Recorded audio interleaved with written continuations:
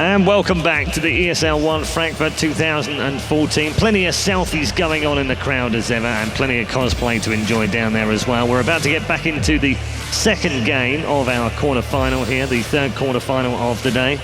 And it is Fnatic, Fnatic are actually at the desk here right now, getting carried away. Alliance leading by 1-0. That would be amazing if Fnatic will win in this game as well. 2 games in a row. Big Daddy is with us as well. He's going to stay with us for the draft and give us his wisdom as we go through the draft, because these guys know nothing. Guilty as charged. Yeah, I got lucky a lot. Really? Yeah. Okay. I was too. Right. Well, Big Daddy, big brain. Yep. For sure. Okay. And you're, just to check with you, I haven't managed to put you off changing your nickname No. by showing you that grotesque wrestler. Not at all. You actually inspired me. Damn it. It's actually backfired on me completely. If you're wondering what we're talking about, just check the Twitter right now and check his Twitter, and the picture will be on there right now. So we're going to get into draft very shortly. We spoke a little bit about what they've got to do this time round. Seb, how do you feel their composition needs to change?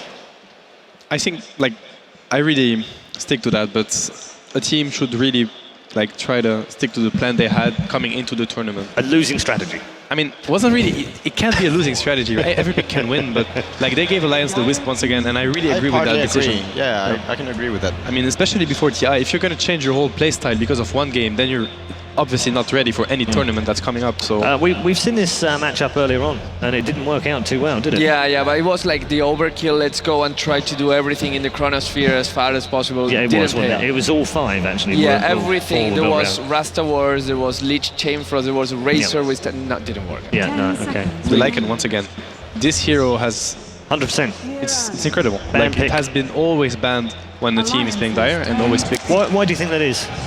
Well, Roshan right now is such a big thing. Nothing has really changed too much, but people just learn how to use and abuse the fact that you can take Roshan's Dire a lot easier. So the Lycan just makes that 10 times easier, because you don't actually commit any ultimates, anything like that.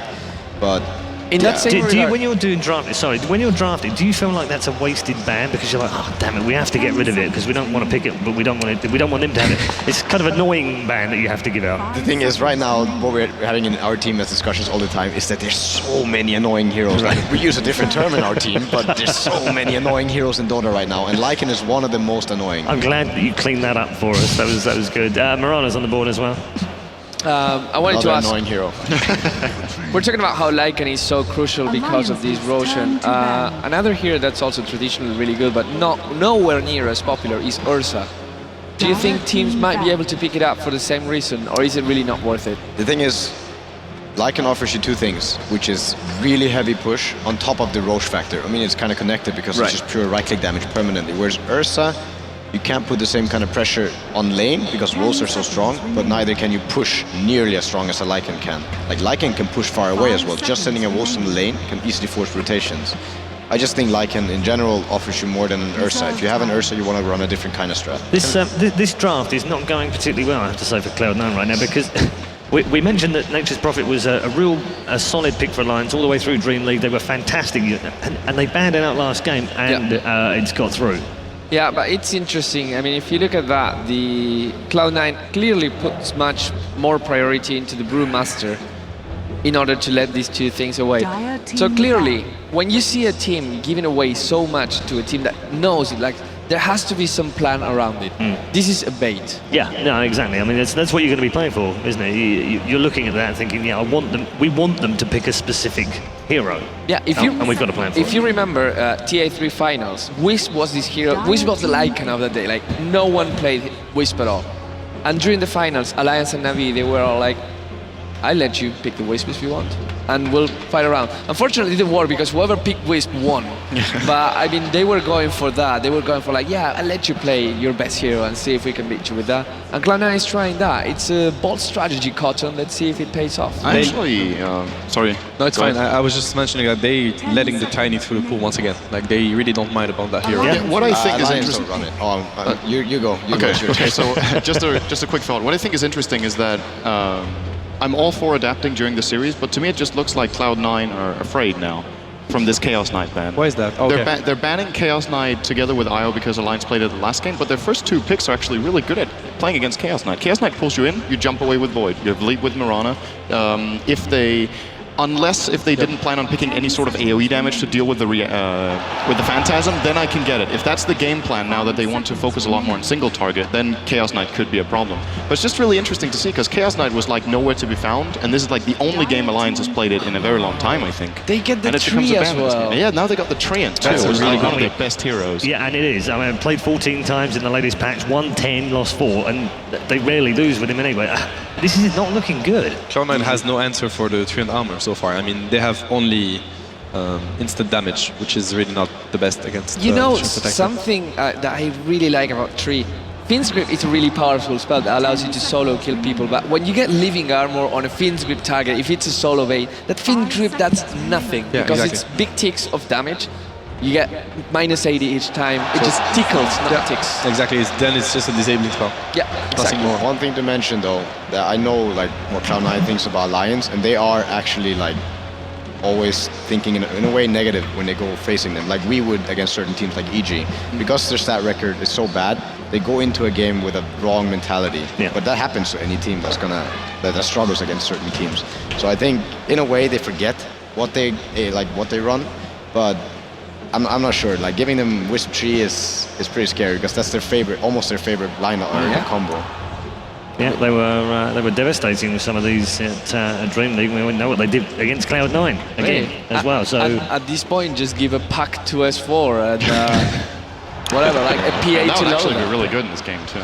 Yeah. But that's the thing, they actually don't run the Tiny, Wisp Tiny. So No. PA would be, I think, their next go-to hero. Yeah, I Yeah. really like the PA. And a really good thing for Alliance about this opener with these 3 heroes is that you can kind of play a lot more carries when you have Treant as one of your supports, because you can get away with those kind of carries that in the early game might be really fragile and could get ganked down a lot. Yeah. But if you look at Cloud9's draft, yes, they do have aggressive potential if they want to try to run an aggressive trial line with Bane Mirana, but the way this lane kills is by singling out a target and bringing them down. That's what living armor counters. Yeah. So maybe if Alliance wanted to, I wouldn't be surprised to see them maybe even going for something like a Spectre in this game, even though it doesn't really work too well with the IO, but I think we've seen them do it like once or twice before. Or we just see an unusual carry like the Phantom Assassin, which it mainly EG play right now as a solo mid carry. It doesn't really get played too much in the safe lane.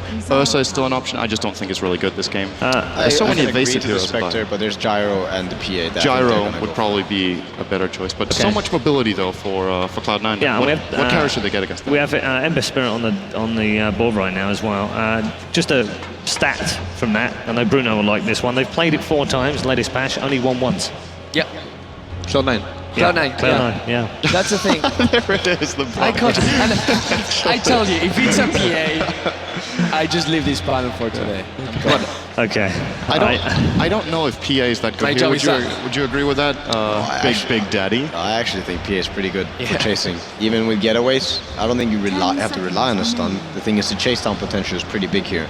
If they manage to ever get the blink on Puck, like a leap or a void walk, whatever the spell is called, it's not going to do much against Fury and TP and PA. Like PA is one of the best heroes for chasing. Yeah. But then you got to get like more map, like getting some towers and all that. I'm not sure. They could actually run the Tiny.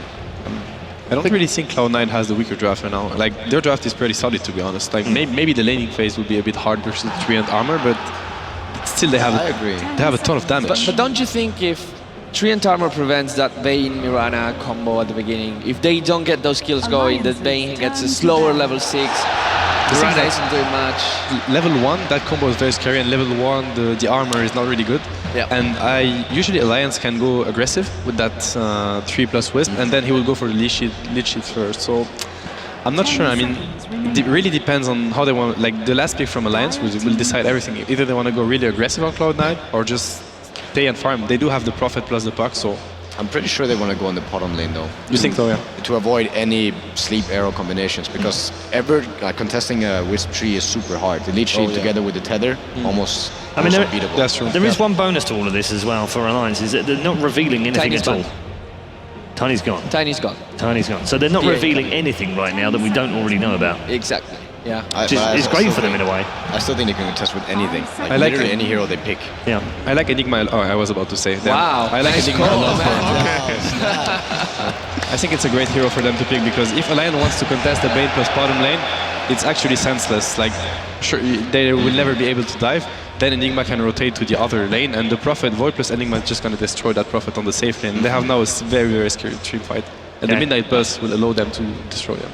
We should point out that our friend here, Sam, actually picked Cloud9 to win in the prediction contest, which is why he's kind of saying that the draft looks really good. Trying to give them some, you know. He's trying to send some mental positivity down there to the stage. But this is the kind of game that a team like Navi has also run, like the kind of game where you dodge. You live on your lane and you dodge with a hero like Enigma, because then you slowly get the more GPM. It's a really good call. Like, I think Enigma is also really good because now it puts pressure on Alliance. Contesting is not enough anymore unless they get an objective like a tower. If they don't kill the bottom, they have an Enigma farming on top of a guy leeching XP in the lane. Yeah. While it is true that I think Cloud9 has the easier to play lineup if you want to think about it, when you see, I mean, this is like if you were Fnatic, if you were Fnatic, Mr. Big If Daddy. I were Fnatic, tell me. And you get your tiny Wisp, and you get the Enigma on Fly or the Visage on Fly or whatever, like you get all the heroes that you want. And even if the draft is a little bit unfavorable, I'm sure that you'll feel you have the upper hand just because you have those heroes that you really like, don't you? That's how Dota works right now. It's just, for us, like for certain teams, they would not be able to run a Wisp, but for us, we feel comfortable running a Wisp. And that's just how certain teams work. But ban according to teams, not to meta right now. Right, and Alliance look like they've gone for comfort picks here. They're not any, there's no issues with what they're playing right now. No. This is wow. That's really good. Wow. Okay. That's very interesting. All right, well, all the heroes are on the board. It's time to find out whether Alliance are going through with 2 maps in a row, or whether Cloud9 can pull it back to tie it up at 1-1. Let's go over to the commentators once more. Thanks again, Paul. We are back with game 2 of Cloud9 versus Alliance, and that last pick, man, Merlini, we were talking about it back and forth. I was chanting Riki. Listing so many heroes, and you were chanting Riki, and I was like, you know what?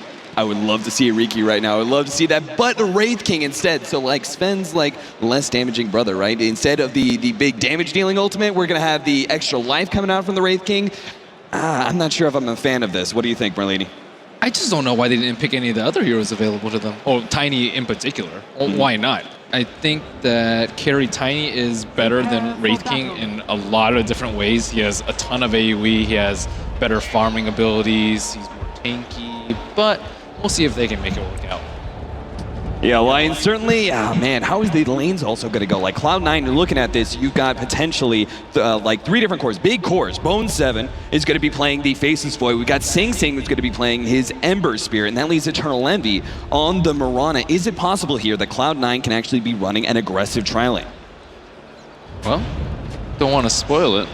Well, Admiral Bulldog, he's going to get a vision of the Eternal Envy, but this whole entire, like Cloud9 looking at this, the whole entire setup here, they've got a whole bunch of different like big team fight abilities. They've got some pretty good, decent early game with the pick-off potential of just the Bane Mirana combination, the Ember Spirit, his early aggression, Cloud9, they've even got great late game here. Alliance, I feel like they're only opening, like I feel like I've said this before, but is the laning phase. Like Alliance, if they can crush the laning phase nice and early and snowball off of that, they're golden. But Cloud9 otherwise, they just stall this out. They've got so many different good semi-carries and really good mid-game oriented heroes as well. It's not like they're just late-game potential. They've got really good mid-game heroes on top of that.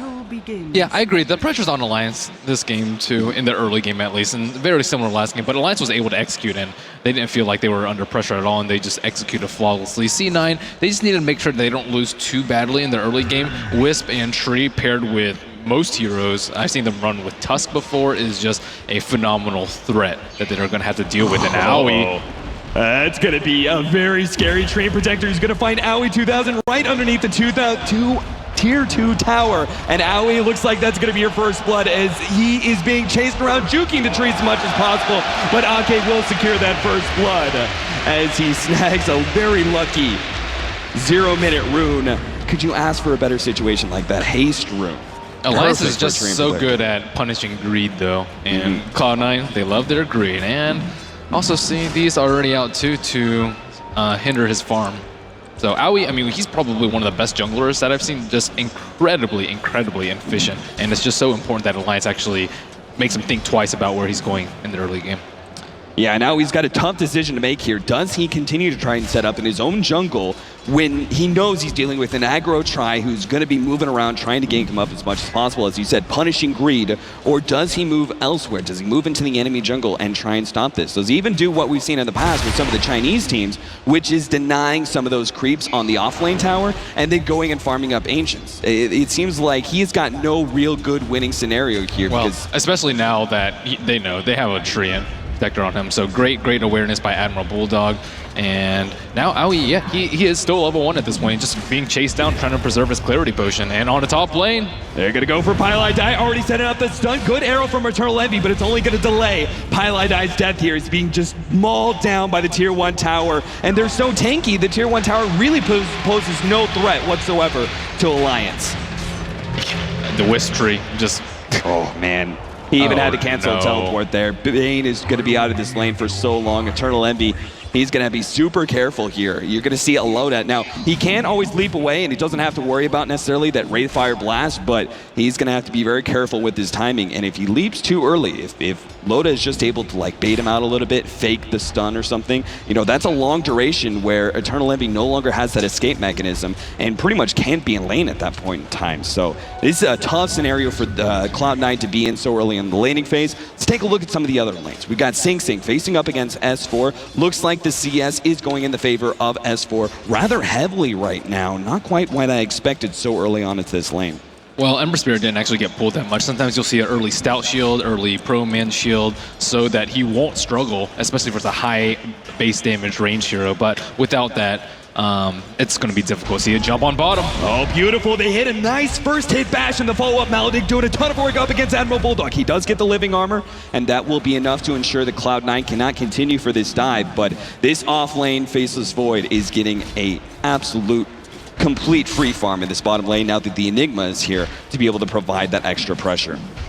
And something on top too, Pilot actually skilled Brain Sap at level 1 and wasn't actually able to help him out that much. And Loda looks like he's trying to pump fake some Wraithfire Blast. Yeah, maybe force out a Nightmare, an early leap, anything he can do to just get that advantage for the next 10 to 15 seconds. Aoi, oh, well, it's tough at Enigma at this point in time. Like, how do you actually continue to make those kind of rotations? Because they just went on the Furion. He's pretty squishy, but they're having to deal with living armor, and Faceless Void is not known for being this incredible amount of early damage. Unless you get just really amazing procs on your bash, you just do not have that much lane presence. S4, well, he has to do a bit of a dodge here. Sing Sing not opting for the dive just yet. That small phase shift bought S4 enough time for the living armor as well as a bit of bottle heal to prevent Sing Sing from going for that dive. And see someone posted up behind tower, but looks like they will know. The jig is already up there, and at the same time, Eternal Envy is just not really getting that much in top lane too. He has 6 CS at this point. And this aggro tri-lane, I thought they would just completely ditch Eternal Envy too, but Pylite is even hanging around.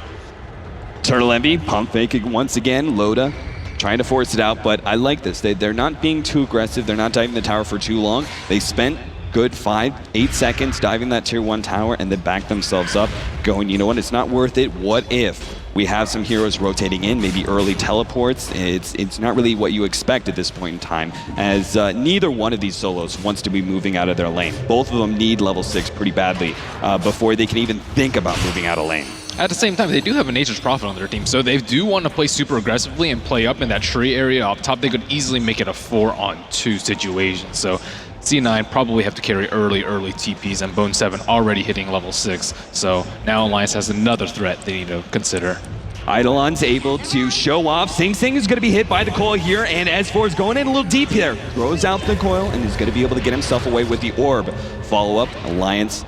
Well, they dive in deep. Bone 7's going to be able to land a beautiful Chronosphere, but where's the follow-up damage? It's just off these bashes. Admiral Bulldog, he's being healed up, the living armor. He's barely going to escape there. It's Cloud9 couldn't quite seal the deal. Now they're going to turn up against Ake, who gets chained up. Sing Sing making sure he doesn't dive in too deep. Ake, he may fall here as his big old tankiness is opted by the fact that he also has that heal coming in from the Leech Seed. So he does survive another clash that results in a kill for neither side. The power of the Wisp tree. And Faceless Void, had he positioned that Chronosphere a little bit more to the down and to the right, Bane might have been able to right-click a little bit, but just that tiny bit of positioning cost him the kill. Yeah, they did what burst damage they can, but again, Admiral Bulldog Living Armor, man, is playing a huge part in this game. It's something that it feels like we haven't actually talked more about the lead seed and how a Treant Protector can just dive so aggressively, but we cannot forget about that Living Armor and just how much power it gives you. That global block. Bone 7, again, continuing the free farm in the bottom lane. He also even goes for an Orb of Venom just to be able to ensure that he provides a little bit more aggression towards that Furion. When he jumps on him, slows him down with that Time Walk, and then also gets the Orb of Venom hits. That's a lot of slow to be applying to Nature's Prophet, who can't even rely on his teleport necessarily if a good RNG bash comes at the right time. I've also note Loda went 2 points in the Vampiric Aura as he's trying to bust down Eternal Envy, but I mean, they're going like full defensive mode. They just want to survive and do as much damage as possible, live through the burst, potentially Nightmare Arrows, burst coming out from Ember Spirit, Faceless Void jumping into, and they just want to survive, sustain, and go and outlast C9 in this team fights rather than burst them down. EGM and Alliance, the rest of Alliance have already been seen here as Admiral Bulldog was showing off himself with some of the creep wave that was coming in. I don't think they really expected that stun to land on Eternal Envy, or else they could have dove a little bit more aggressively and found that kill. But now they're going to opt to try and take this Tier 1 tower, take away the map control from Cloud9 as soon as possible, with Admiral Bulldog dragging away the creep wave with the single Treant. So already one tower goes down. The other solos, though, I've got to be worried about them. If I'm in Alliance's shoes, I know how much an Ember Spirit can do in the mid game, and they're leaving him to completely free farm middle. Now, he was shut down by S4 pretty well in the laning phase, but still, every moment that an Ember Spirit has, and from here on out, he's going to be taught to kill. Until S4 has that Blink Dagger, they don't really have a good ranged AoE disable to be able to stop him before he just jumps to his Remnant. Yeah, at the same time, though, they can just let him do his thing, put some pressure on towers. They have Treant Armor to heal it back up, so as long as they don't give him too much space or lose a tower, well, let's see Loda slept out on top. Arrow will be able to land on him. He does have Reincarnation, so even at the best, Cloud9 can just force that ultimate, and they don't even commit for that much. They back themselves away, trying to play passive. They know just even one kill can give a huge advantage for Alliance and allow them to do just push in and take more and more map control. You can see Cloud9, they do have an experience advantage right now, but Alliance still holding the gold lead off of that tower kill. Now, what do you think? Do you think they should continue to try and maybe group up, take down the rest of these Tier 1 towers and continue to build on that gold lead? Or do they try and shut down the Faceless Void as well as the Ember Spirit as soon as this puck has Blink? It feels like that's the only way to do it. I don't think that they should be grouping up and trying to push. Their lineup is all about mobility. They have the Wisp, they have the EO, eventually they'll have the Blink when the puck, and they can't just brute force it 5-on-5 on towers. That's not the strength of their lineup, and C9, that is their strength. If they catch them in a Chrono, followed by a Black Hole, or just simply Ember Spirit or Burst, Alliance is going to lose a fight and lose big, and they can't afford to take that gamble and lose that momentum. So Alliance, just play it slow and steady, look for opportune ganks, get level 6 on the Wisp, and play it from there. And Faceless Void is getting decent amounts of farm. He is number 1 on last hits right now at 60, but at this point he's still pretty weak, and they still have a pretty big window that they can take advantage of.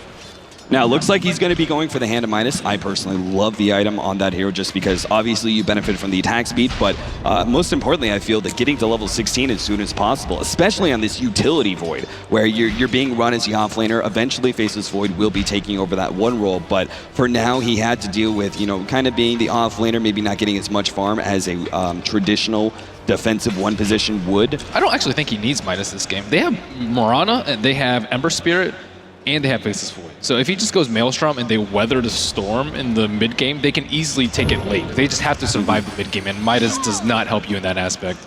Maelstrom certainly is a really good farming item for the Faceless Void as well, still giving you that power to push in lanes rapidly, while also giving you a decent amount of damage. Again, all about those RNG procs though. So Loda actually opting for the Midas in this game yet again, and you know, this is where a team like Alliance differs from, like, let's say Mouse. They have like a small early game lead, and they choose to play it a lot more passively and look for really good opportunities and have some sort of insurance for late game. And this is where you'll see, let's just load up, pick up Midas very, very often. Sing, he's already got the ingredients here to build into his early set of drums. He's sitting at level 8. And so he's not quite that full like mid-game force. You kind of want to be level 11, level 12, so you have some of the maxed out abilities, such as the extra second on Searing Chains, and of course that low cooldown on Sleight of Fist. So they're still trying to farm him up as much as possible and really opt for the mid-game. Of course, they're getting a big advantage off of this Enigma. But as we see, Bulldog's going to be caught out in the bottom lane as he is revealed from the smoke. As Sing Sing grabs that first bit of chains, and they easily have enough burst damage to take him down. And Cloud9 get their first kill for the game, but then at the same time, Loda's coming in and will straight go for Pile I Die. Sing Sing stunned up, and the counter one will reveal his Moonlight Shadow, but the stun, Sing Sing, he gets hit by that one to take damage, and a hit. That's all it takes. Alliance, 2-for-1 exchange there. Sure, Admiral Bulldog was picked off, but the smoke gank not worth it for Cloud9. He also had a really good tree and micro too, and forced Ember Spirit to take maybe just one more second to retreat back to safety, but that's all the time that Alliance needed to turn that 1-for-0 into a 1-for-2. And we now have that relocate online for EGM. So they can just move around the map with a Furion. They've got that double global teleportation at any point in time appear. So even when Cloud9, they find somebody with like the Bane Mirana combination, you go, oh, quick, easy kill. There's no one in sight. You never know if Alliance are actually going to be teleporting all their heroes straight on top of you. So Cloud9 can't even feel safe if they find a pickoff. So instead, play passive, play for the late game, and keep on farming. S4 does have his Blink Dagger, and a lot of items coming out right now, and yeah, right now is really where things are going to be trying for C9. Can they actually get a couple of Chronospheres? Can they dodge the relocate ganks? Can they get the farm up on their 3 late game farmers? Well, Alliance have been sitting back for the last minute or so. Just, I mean, you've got the, well, Admiral Bulldog. He's actually going to be going for a bit more of a farming item with the Maelstrom. Gives you that early damage. We've seen that Admiral Bulldog talks about the Furion and his new Maelstrom Blink Dagger build that he's sort of been innovating. And I have to say, I love it, especially up against this lineup. It's going to be kind of essential because when he goes for that split push, he does not want to be caught by the Faceless Void jumping in and getting that Chronosphere. With a Blink Dagger, that instant escape, he has a chance to get himself out. Yep, still has to be pretty darn wary, especially when they have tools like Moonlight Shadow available to them. That's true. Cloud9, well, they're setting up for this gank on Admiral Bulldog. Instant Chronosphere, and with all of the nuke damage that they have, should be able to ensure this kill. I love the synergy between the Ember Spirit and this Faceless Void. Set in the Chronosphere, and you can still hit him outside with that Sleight of Fist. Yeah, and Living Armor already used on the tower, so almost no chance of saving Admiral Bulldog there. But he did just buy his item, so not too much of a loss for him there. At the same time, we still have yet to see that relocate. I was expecting Alliance to maybe throw some teleports in, and as well as that relocate to try and get a counter gank, but not feeling confident. I suppose the Chronosphere ensured a quick, easy kill, as you said, with the Living Armor down. It's unlikely they can stop that. Oh man, that Sleight of Fist was beautiful, and that means the relocate may not work, as they try and go for Sing Sing here. He's taking a lot of damage. Sleight of Fist will buy him time, jumps to his Remnant. And Ake, well, he used his ultimate there. It's going to force Aoi back. At the same time, the Bane was able to grab Admiral Bulldog on the ground, where he's going to be able to hold him in place. Now Aoi throws out the Black Hole just to ensure that one kill on the pesky offlaner of Alliance. Man, what a Sleight of Fist coming out there. Stopped his silence from landing, and that just made the relocate gank fail, so Sing Sing completely set that up for his team. Might have been a little bit of overkill killing Nature's Prophet yet again with a Black Hole as well as a Fiend's Grip, but a kill's a kill. Is under attack. Yeah, and why not? I mean, it's just going to delay Alliance and their aggression if they can actually if they commit so much for a single kill, even if that delays Alliance a minute from being able to push down towers or go for those smoke ganks or something like that. That's good enough for them, because that's every minute is working so much into their favor in this game. Of course, they have to be able to protect their towers when they can, but it looks like the tier 1s are not an option for them, as Loda as well as Admiral Bulldog are pushing in this bottom tier 1 tower, but Cloud9 opting probably more for farming at this point in time. I don't think they have the team fight abilities to contest, especially with that Black Hole being used in the mid lane.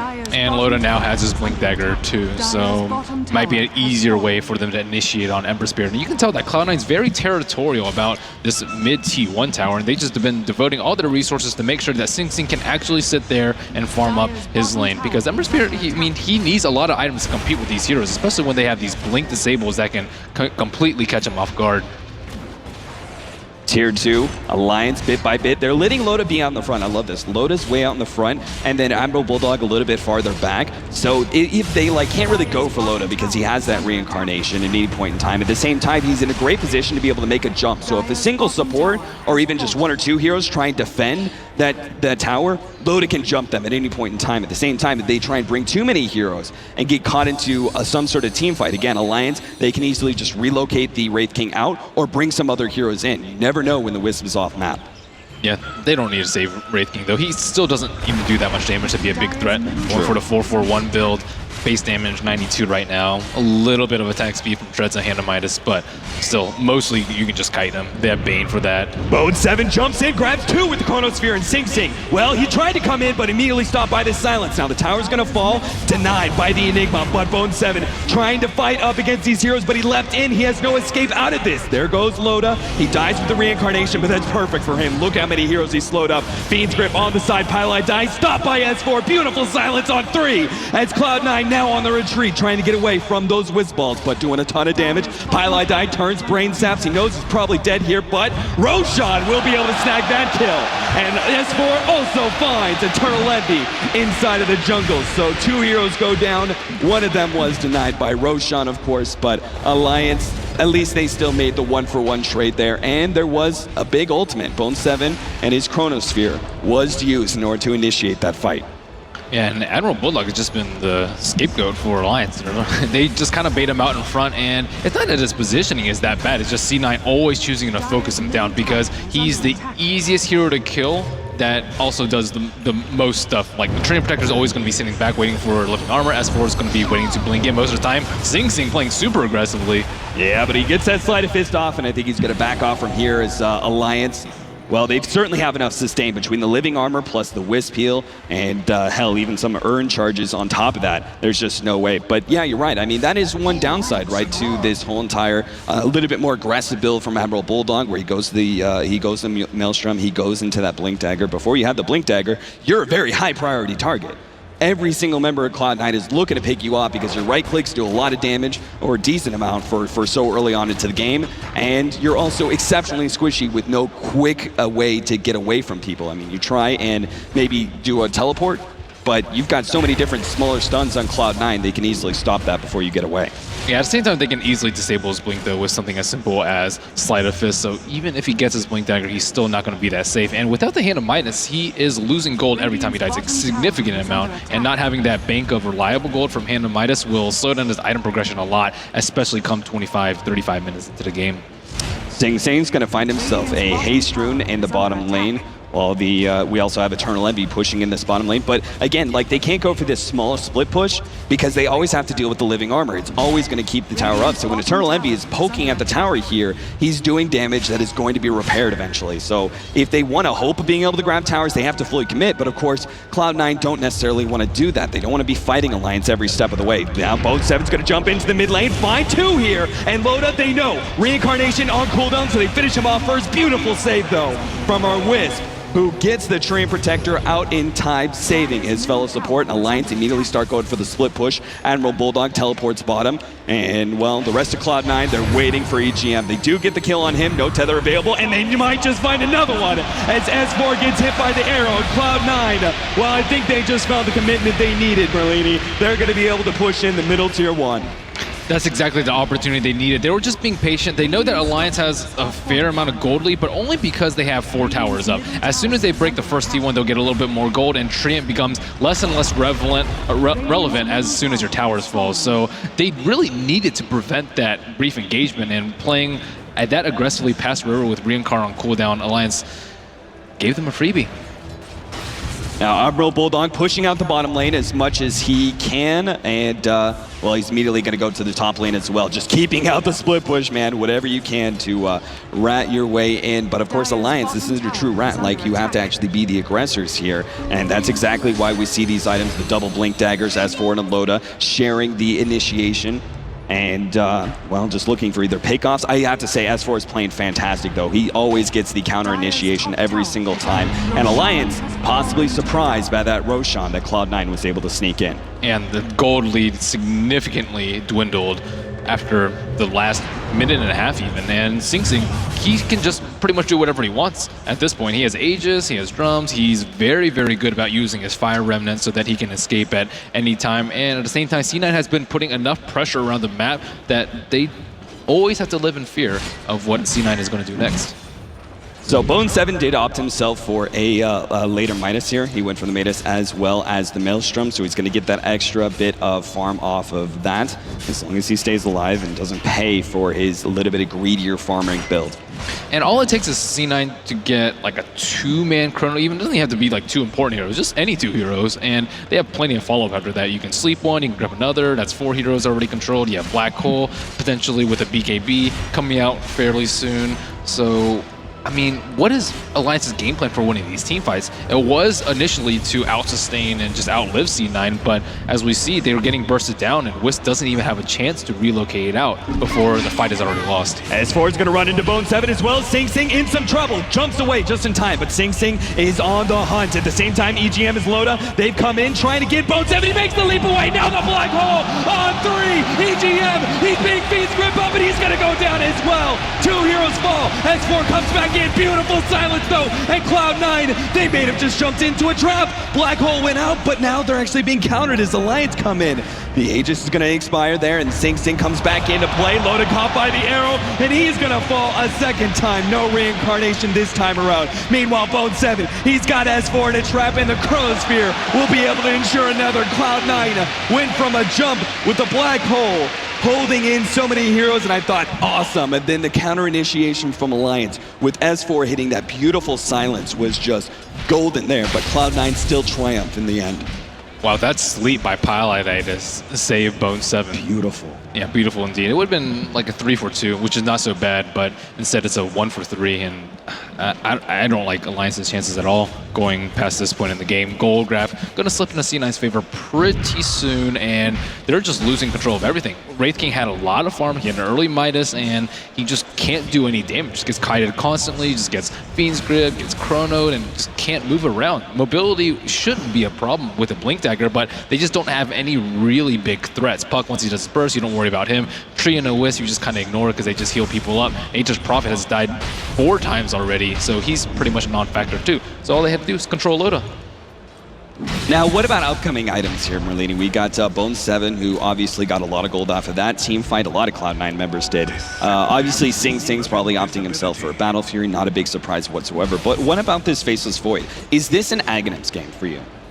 I don't think he needs it. Alliance is pretty much just going to fight around Reincarn cooldowns if possible, and yeah, he could get more picks with it if he needs to, but I don't even think his item build is important as long as he just cruise any item. If he went like AC, Mjolnir, Butterfly, Yasha, it wouldn't really matter as long as he just keeps using his Midas and Cloud9 just keeps picking smart fights, and they can just wait for Black Hole. Once Enigma gets Black Hole with BKB, they only have one way to stop it, and that's Tree and Protector with his ultimate. And without a Blink Dagger, and without a Blink Dagger coming out anytime soon, Alliance probably come 35 minutes, they're gonna be scrambling to get kills in team fights. Yeah, either Arcade's gonna be so close that he gets caught out by that Black Hole, or his movement into the range of overgrowth to be able to stop that Black Hole is going to be so late that, you know, it might as well done its full amount of duration. So I think you're right. This is looking pretty grim for Alliance, but of course they are building in some items of their own. You can see them on the screen as each, well, I think really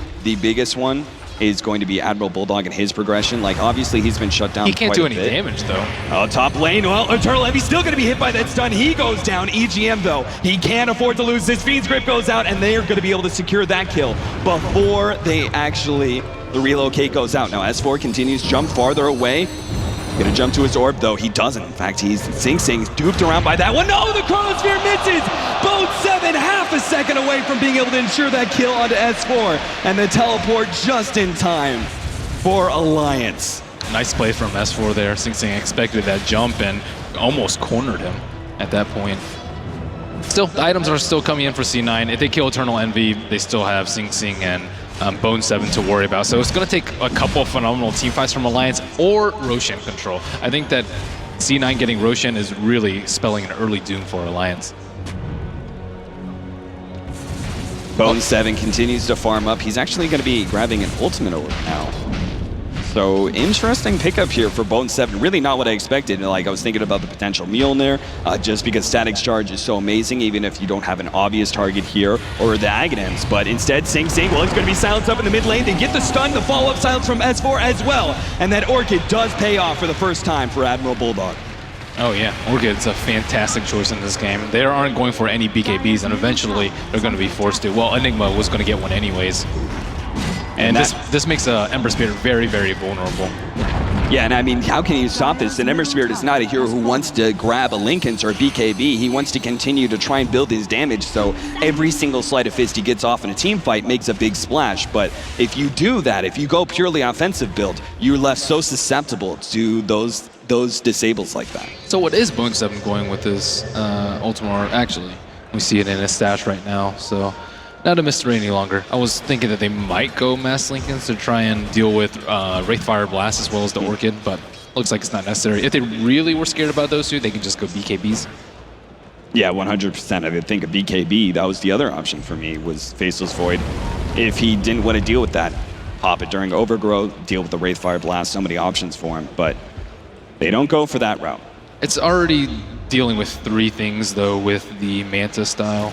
Deal with Overgrowth, it'll deal with the Puck Silence, as well as the Orchid from Nature's Prophet, and potentially Wraithfire Blast from Wraith King. Admiral Bulldog blinks in, silences up Eternal Envy, and oh, that Blink Dagger Orchid combination. So deadly. We saw Eternal Envy playing like really passive and just making leaps away the moment he felt like somebody was coming for him, and that's because at a moment's notice you're silenced up and then you have the relocation and everything else coming in, and it's so tough to deal with this kind of constant movement. It's Bone 7 also going to be hit by the coil. Now the stun. Do they have enough damage? Backtracks? No, there's not enough backtracks in the world to stop you. Alliance get 2 and now can push in, but what do they take off this? I don't think they can do Roshan. The tier 2s are already down, so Alliance, they're not going to gain anything too big out of this. Obviously, they shut down the Faceless Void, but no real big objectives unless they go uphill.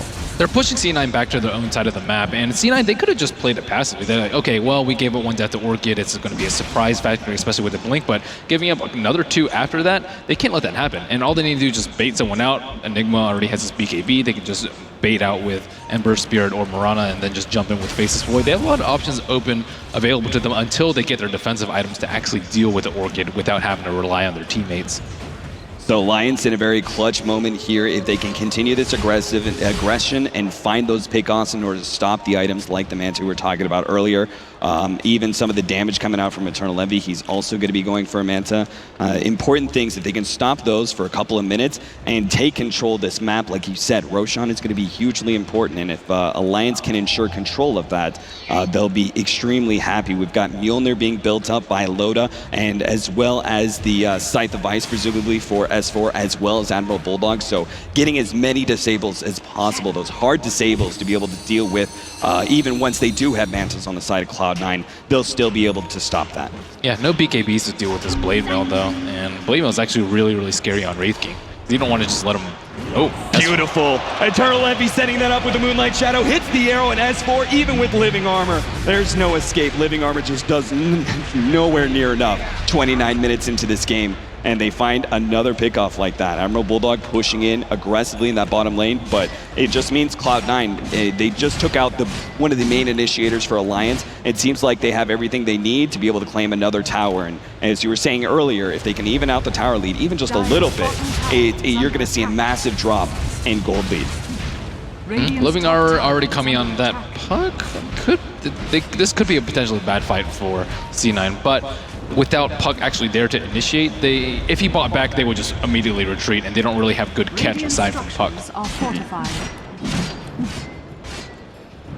What other items do we have being picked up so far? It's just been a little bit of farm fest, fine pickoffs here and there, but no real big clashes in the last couple of minutes as Alliance. Well, I thought they would have had more, I thought there would have been more pressure on them to push in early, like 30 minutes in. You feel like that timer is really ticking, but with some of these items that they're going to be picking up, the Scythe of Ices being the most obvious shutdown to Cloud9, I think they've actually got a much more extended late game than I originally gave them credit for. Well, pushing prematurely is the easiest way to a quick loss for Alliance. They get one 3 or 4 man chrono, they immediately lose all momentum and they can't fight for another 3 or 4 minutes, especially right before the Roshan spawn. It's just an unacceptable risk for them to take.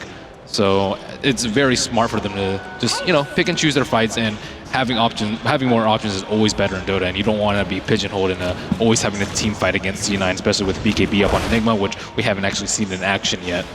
S4 Well, he grabs a gem that's actually not him, but of course Ake, who gave him the gem, and he's now moving around the map trying to kill some vision on the side of Cloud9 and allow Alliance to be able to have those single rotations. That's the wonderful thing about all these teleports. They only have to have one hero in position to get that initial disable, and then the rest can follow that up and just chain that one hero down, or potentially even 2 or 3, depending on what they catch. So Alliance are trying to limit the awareness of Cloud9 as much as possible right now, maybe even take over their jungle and just control the map and make sure that Cloud9, obviously they're going to be sitting here going the farming game, you know, letting this game go late.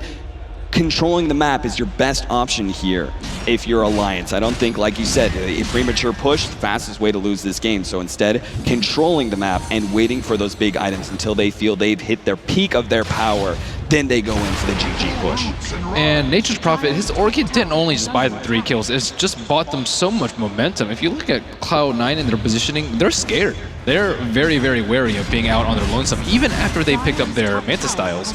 So I think it just bought them so much time, and the story of the gold lead is much more significant than it looks. Yeah, they're sitting back right now on their laurels, just farming up where they can, while the rest of the team is going to be, well, there it is, reveal on the Roshan. The orb was able to see that one. Roshan is getting low, but in the meantime, Alliance are actually committing to the tier 3 tower push here with Loda and the others, and of course they can relocate in at any point in time. Faces Void jumps out and is going to get a Chronosphere onto 2 here. Aoi not close enough to be able to get any hits, but it doesn't seem to matter. Bone 7 has more than enough damage. They get 2, but tier 3 tower still in trouble. They're going to blink in, grab Sing Sing with the Orchid, and that's going to ensure his death. But can they continue to fight? Cloud9 are coming in force right now. Tier 3 tower getting low.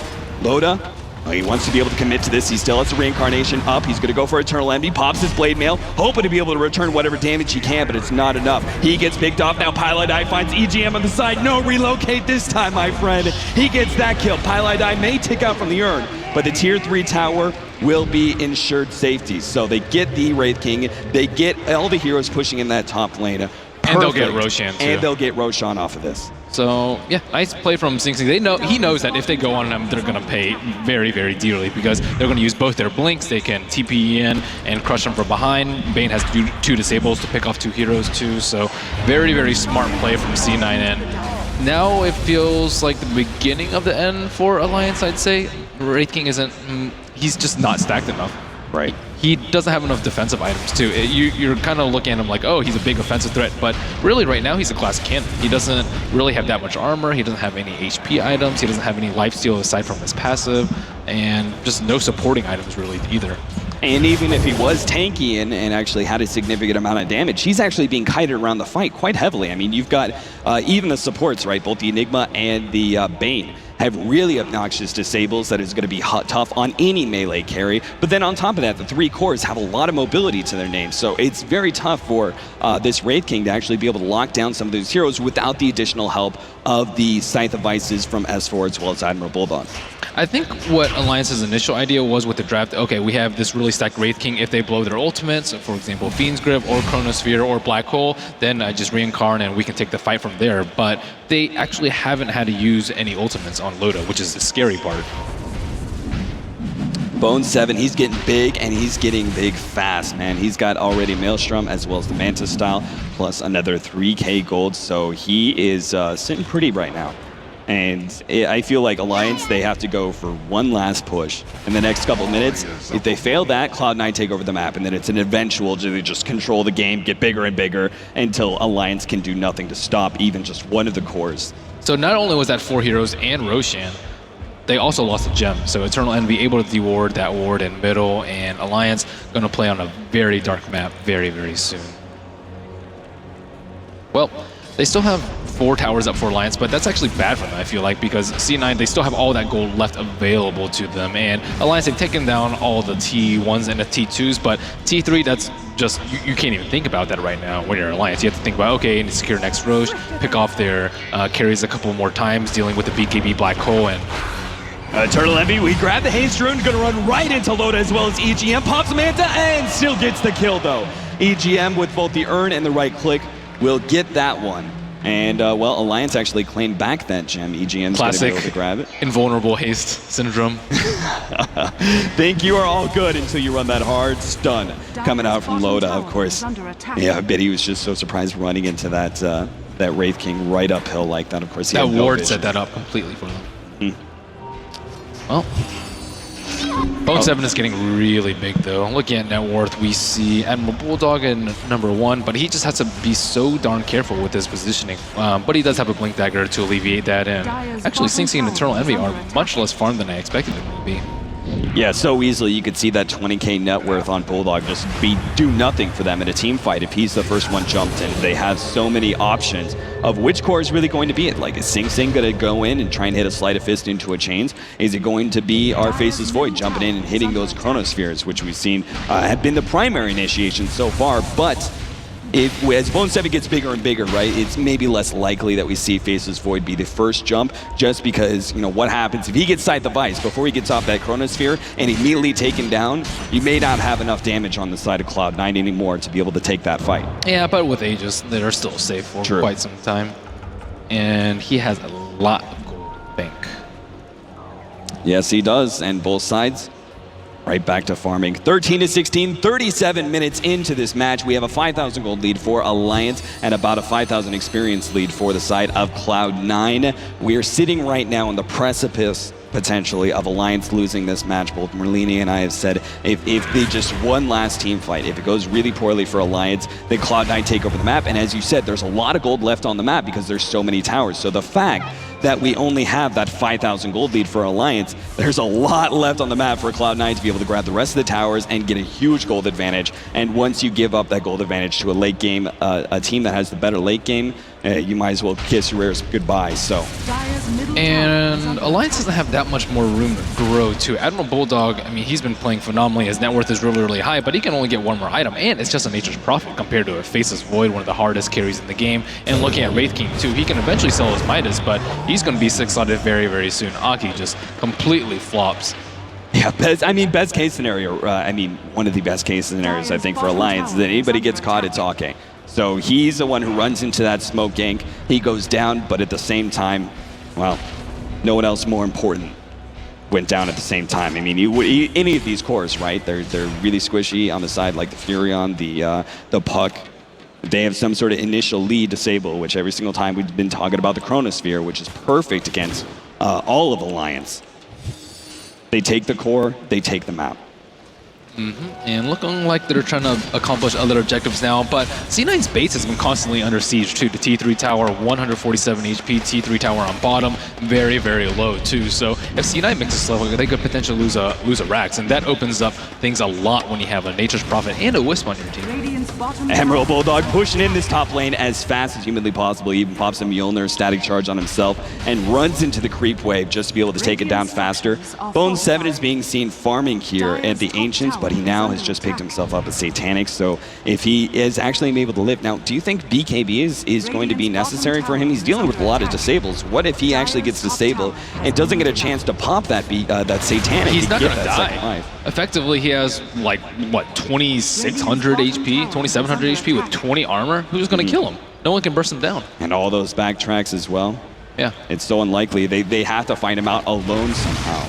It seems like the only way to be able to with do the it. sheep and all 5 heroes focusing him, I don't even think they can kill him. And then after that, he's just going to Manta, he's going to get Chrono, they have defensive sleep, they have Perfect. BKB back hole, and here they go. Well, maybe not perfect. The arrow's going to come in, but hits the creep wave. EGM has already made his rotation with the relocate, and he will be able to save Admiral Bulldog. That was actually really good rotation there from Pylai Dai, who was sitting on the side waiting for that Furion to come out. With the Moonlight Shadow, they sneak in, get that initial disabled, but it may not have been enough to be able to get the kill onto Admiral Bulldog. They still forced out a relocate, and Admiral Bulldog's got to be really scared. About 2 minutes time when those ultimates come up again, he's going to be thinking, oh, I do not want to be in that same position because I just barely got out alive. Well, it just has expired for Cloud9, so they could be potentially a little bit vulnerable here. No relocate up for another 35 seconds time, but Cloud9 very careful not to overextend here.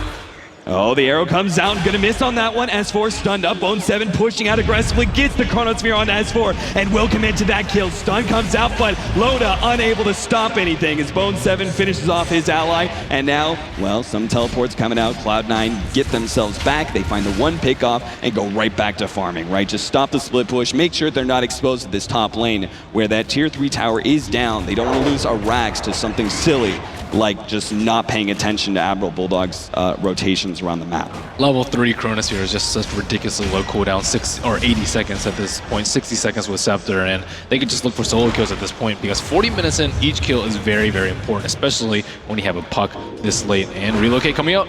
Oh no, he actually sacrificed up the creep, and that means Ember Spirit will jump to his Remnant just in time before any additional disables come out. Now Cloud9, they see EGM, the Relocate's gonna go out. They're not gonna find a kill there. They move and looking for more, but I don't think they're gonna find it, man. The rest of Alliance, they've already backed themselves away. Now, some of the other items, I just keep looking at Alliance and going, where's the game changer? And I see nothing. All I see is Cloud9 getting more and more and more. And they've been playing very, very well too. It's usually 1 or 2 man Chronos coming out from Bone 7. Actually, he gets caught out here. Well, this could be perfect. If they get everybody here in this bottom lane, Scythe and Bone 7 will fall.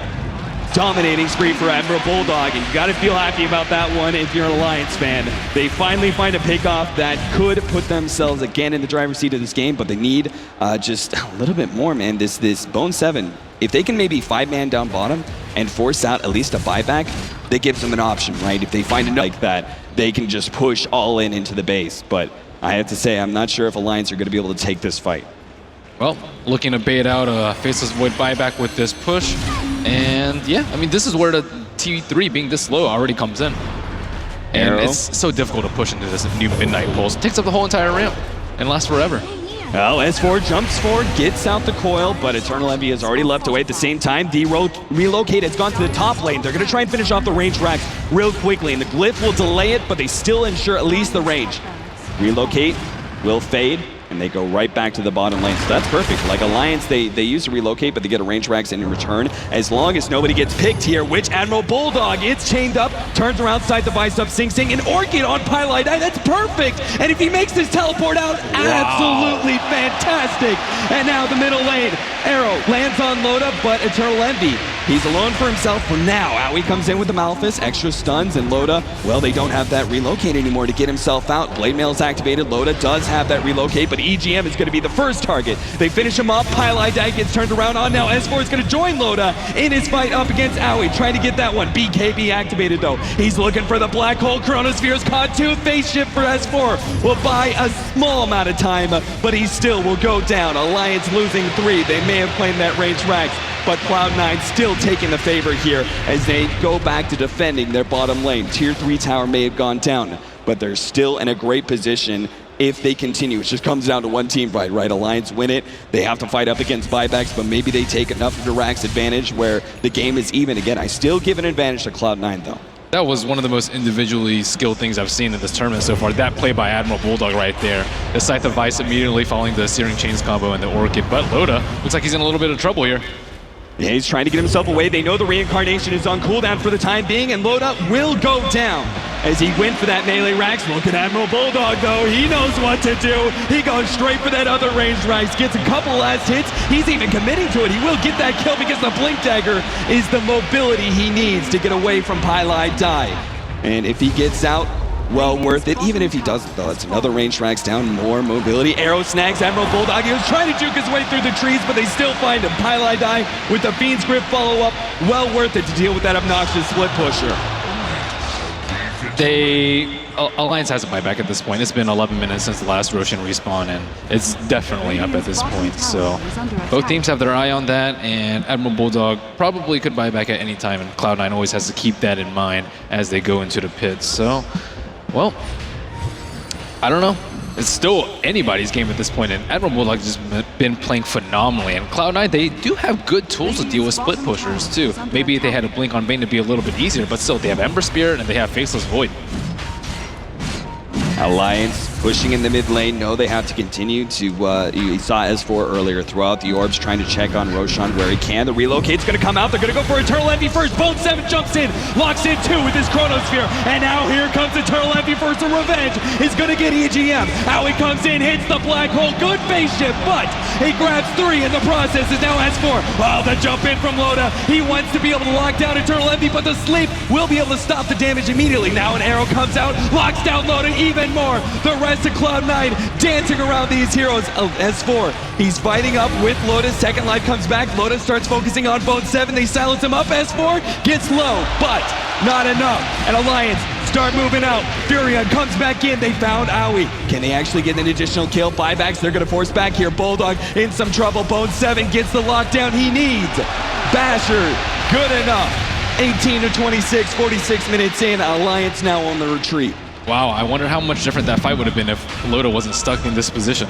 Yeah, that was such an unfortunate situation for him to hit the B, and now he blinked out at the perfect time, right? He was able to get a nice little counter initiation, but that's really not the position Lyric needs to be in. He needs to be that front liner. I think he would have been caught in the black hole and Chronosphere anyways had he been in there, but after that he still had like 5 seconds of downtime simply by being caught in those trees. So Roshan will go down a third time. So Aegis and Cheese now C9's favor, and I mean their heavy late game and greedy lineup is finally going to pay off, or it seems like it. Yeah, and Sing Sing, well, he grabbed a BKB in order to deal with all of these disables that have been harassing him constantly. He now has that BKB and can start building into his next damage-dealing item, in which case the Ember Spirit, it just continues the train of how do we actually push up against this guy when he clears gigantic creep waves with one jump. Bone 7, he waits for a second, Sight the Bites goes out, S4, oh no, what's he gonna do here? He doesn't have anything to be able to stop this. Nothing is gonna happen. S4 gets caught by the Chronosphere. Orb was down, Blink Dagger was on cooldown. There was no escape he could possibly have there. And he was so close to his next item too. Well, Sing Sing double Battle Fury up and a BKB. He almost got bursted down with that Abyssal Blade from Wraith King, and I mean Wraith King is just having so much trouble sticking on these targets. They drafted a very mobile lineup to deal with the Wisp, and on top of that it also just kites Wraith King all day long. Yeah, the Wraith King, he's trying to do what he can with the Abyssal Blade. That's only a single lockdown, and like you said earlier, they're going to go straight for Aoi. They want to be able to stop this black hole. Good Nightmare once again intercepting it, and now with the bash on the Loda. He's held up even longer. Arrow stuns him up even further, and Loda just constantly being kited around. Fortunately, the Mjolnir procs will be able to stop Aoi from being able to get away. Now they come back with Loda's second life as he turns around. Fiend's Grip from the high ground. Pylai die in beautiful position to be able to hold in that carry. Relocate goes up, but it's too late. Heroes dropping like flies on the side of Alliance as Cloud9. True 2 for 2 exchange there, but they still have their big damage dealers up, and they're going to get a third one as EGM comes back from his relocate and will lose his life in the process. Double kill for Sing Sing, and I'm a little bit surprised they're not going for the tier 2s, but Cloud9 know they have this game in the bag as long as they don't do anything too overly aggressive. That was without Black Hole, that was without the Chronosphere too, and oh, Bone 7, he was farming up the Ancients, and now Admiral Bulldog has found him. Backtracks galore, but it's still Bone 7 gonna fall inside that side device. man, he's just making so many plays. They didn't even have vision up there. He just predicted exactly where Bone 7 was gonna be, and he bought back that last fight too. So that's 100 seconds without the Faceless Void. If Alliance managed to win this game, without a doubt, Admiral Bulldog is the MVP for them. He is just making so many plays, as you said, good predictions. I mean, like you said earlier, the Scythe of Vice Orchid play on 2 different heroes to be able to get the getaway with the teleport. Fantastic play. I mean, I think he's MVP even if they lose this game. He kept them in there for way longer than they should have been. And now he's going to try and do bits of damage on the melee racks. Of course, he can't commit too heavily. The Chronosphere is down, of course, but Sing Sing is a monster right now with the double Battle Furies plus Crystallis.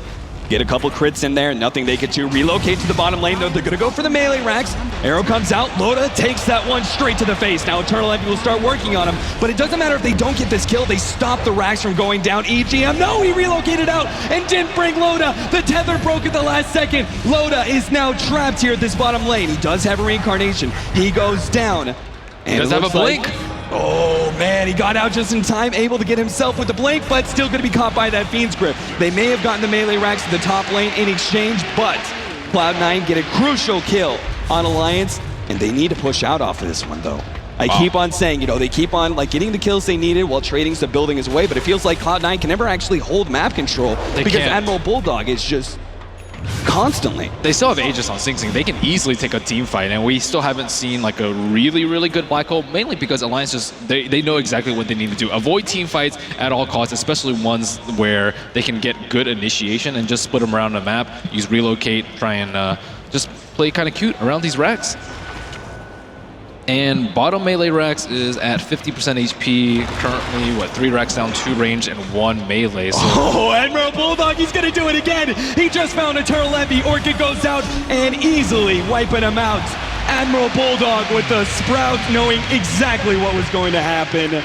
Able to catch Eternal Envy. he even went for a very defensive build, too. Tons of stats with Drums of Endurance, Mantis Stout, and Eye of Scotty, and he still dies in a Scythe and an Orchid.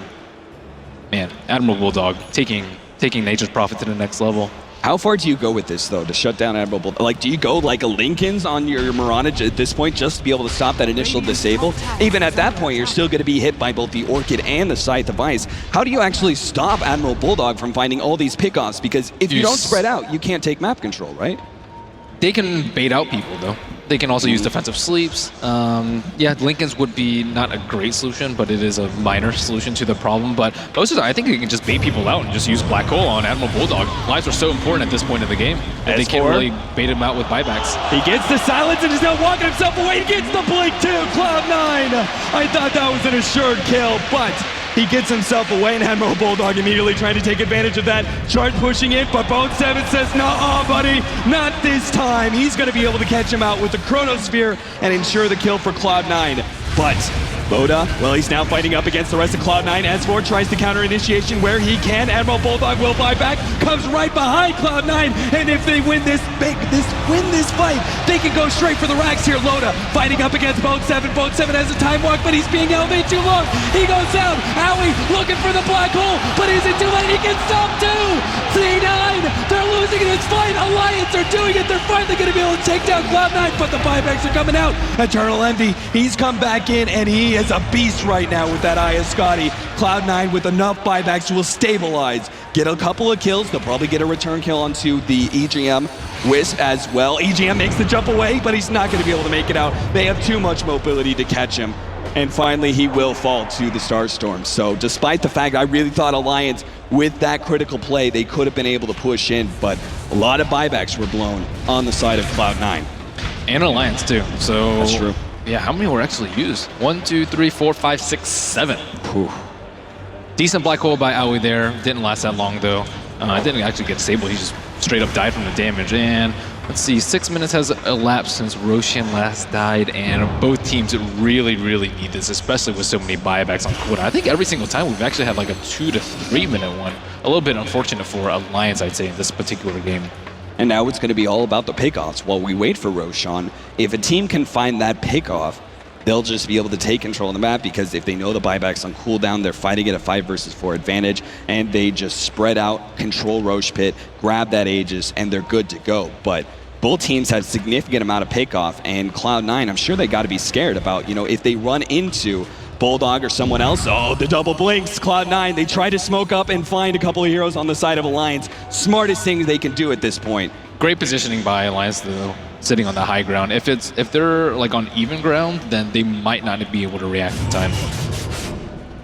Well, setting up for next Roche, that's definitely the most important thing that both teams are eyeing, and they don't really want to look for big engagements. Alliance, they just need to do the same thing they've been doing, just try and split C9 up, wait for them to push out, gank with Sheeps, and the C9, they just need to do the same thing they've been doing, which is gank out with Chronosphere, since it's such low cooldown at this point. This is unbelievable. The fact that I really was looking at this and going Cloud9 past 40 minutes. I felt like they had this game in the bag, but Alliance are doing an exceptional job. One of their signature styles, split pushing, and just finding those pickoffs. All of Alliance's T2s are still up. 54 minutes in. All of their T2s are still up. It's really absurd. I mean, C9 have just as well. They've been taking so many good fights and baited out so many buybacks from Alliance, but they just can't accomplish any objectives aside from Roshan. But even with possession of Aegis and Cheese, they're still under so much pressure that the game is not really dictated by C9.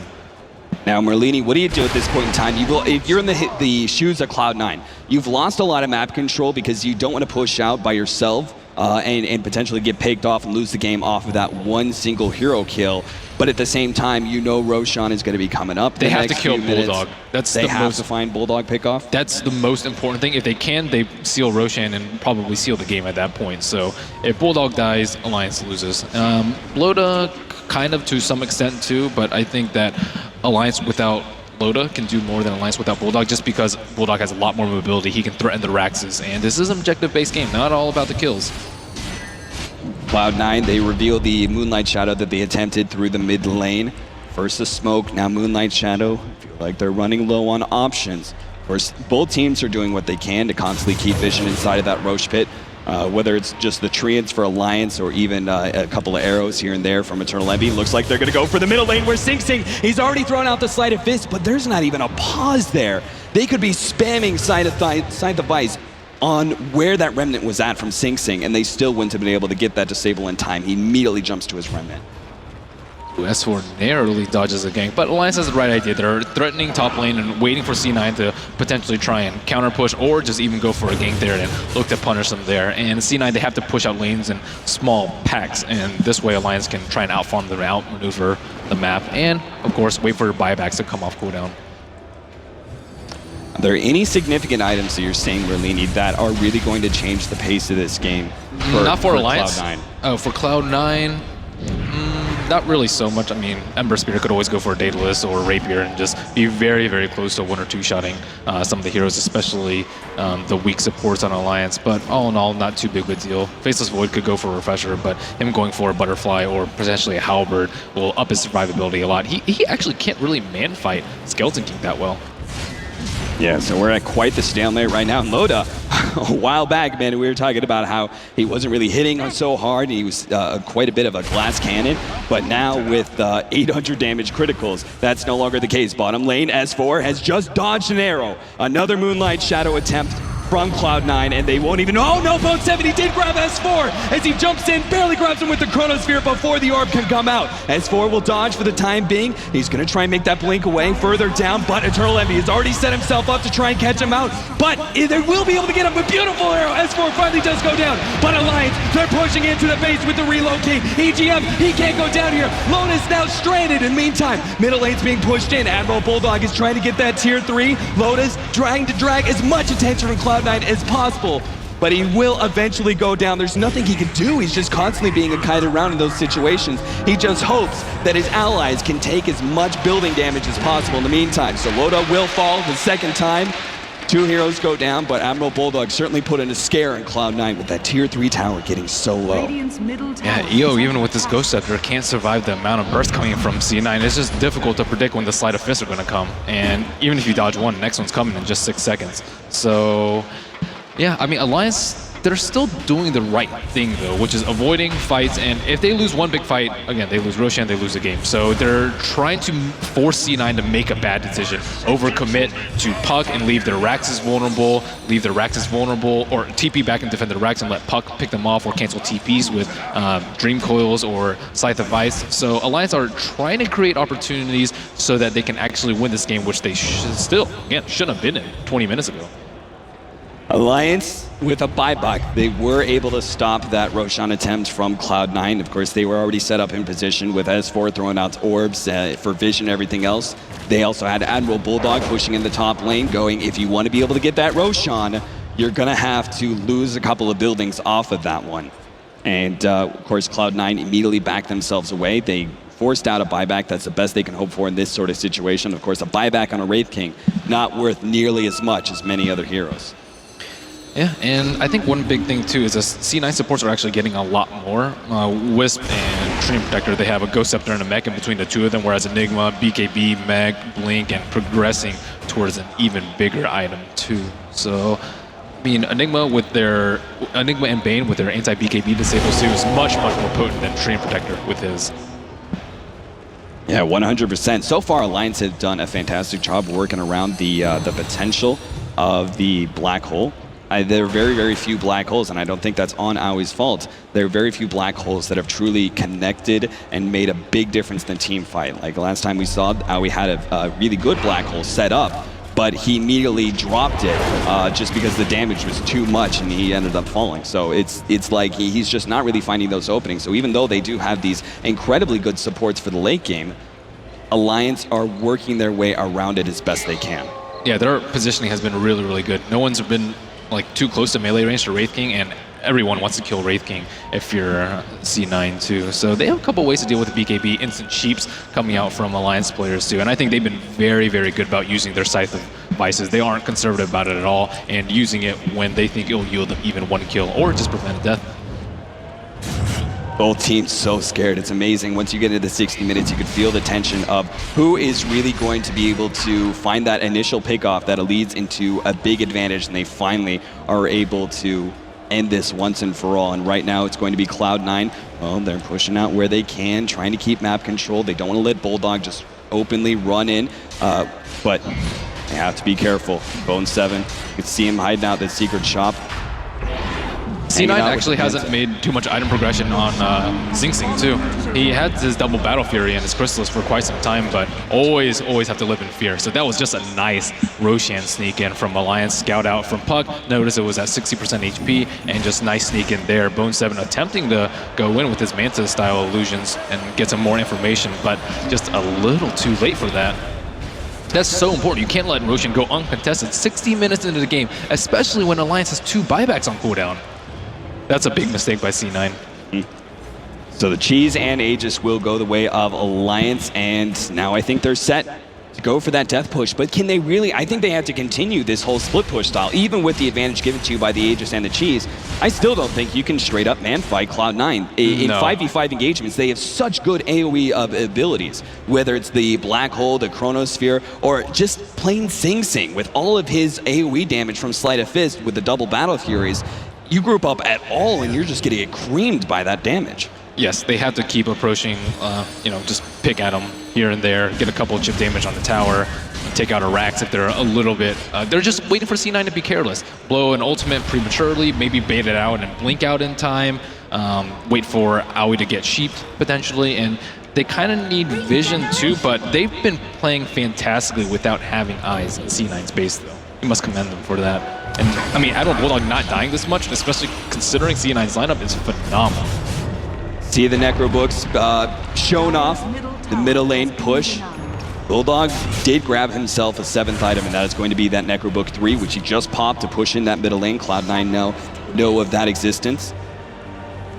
They just slowly but surely losing this war of attrition bit by bit, and they're going to have to find something here. Eternal Envy jumps out, throws out an arrow, but is not going to find anything to connect. And Admiral Bulldog, well, he immediately goes for the bush in the bottom lane. And Loda with the double damage, well, that's going to be a melee Rax. They can completely commit to this one. Loda doesn't care, relocate away.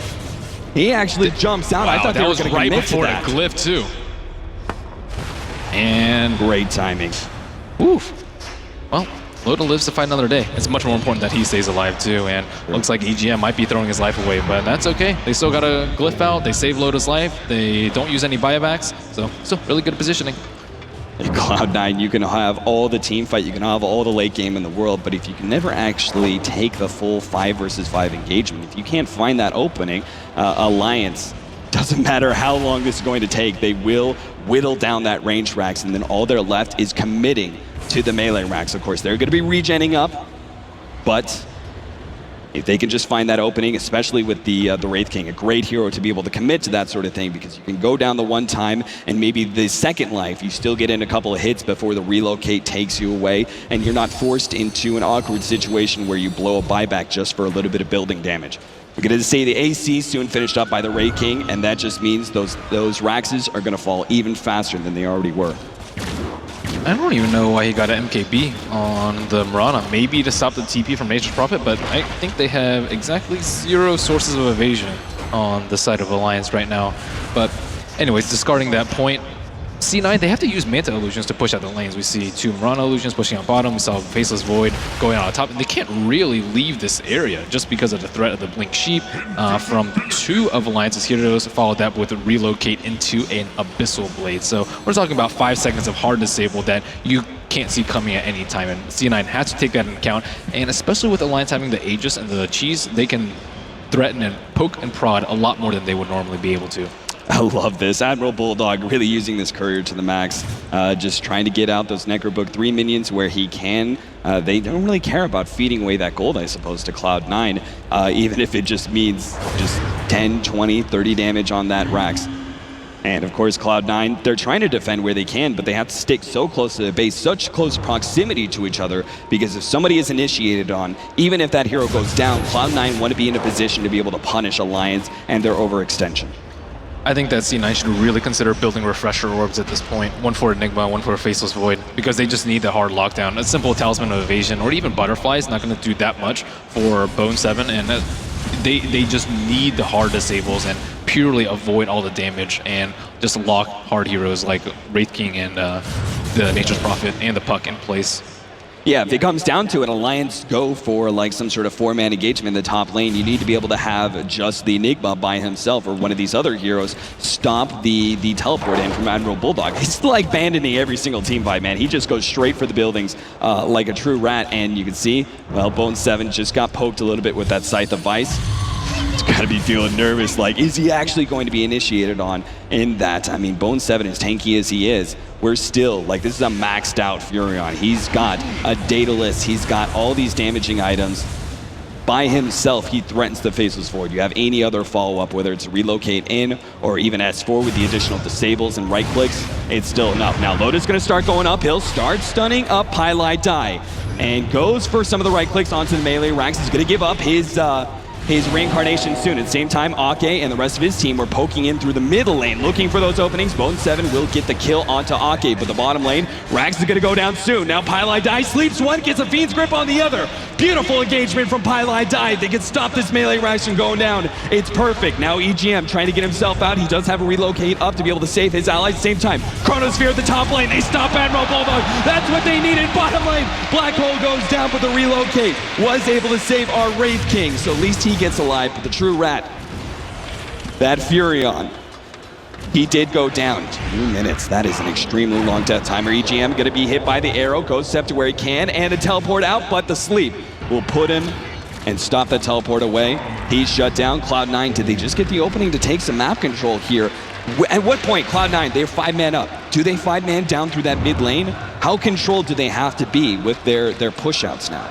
I think they just need TPs on their heroes too. Faceless Void, 6-slotted, no TPs. Enigma has BOTs. Ember Spirit has a Town Portal Scroll. So I mean, once they get outside of the base, they have the problem of actually being able to defend. Not only can they not push out lanes, they can't defend and push out lanes at the same time. So Nature's Prophet still down for 70 seconds, but look at his gold right now. And had they gotten that melee Rax, it would have completely been worth it. 3 heroes for a melee Rax. But since they didn't, and they had that small window before Glyph came off cooldown again, I guess you can say it's slight win for C9, but still Alliance just always pushing C9 to the limit. Hey, you guys want to come outside your base? We're going to threaten your racks. We're going to threaten mega creeps. And C9, they can defend against mega creeps for quite some time, but inevitably, if they get mega creeps, they will lose.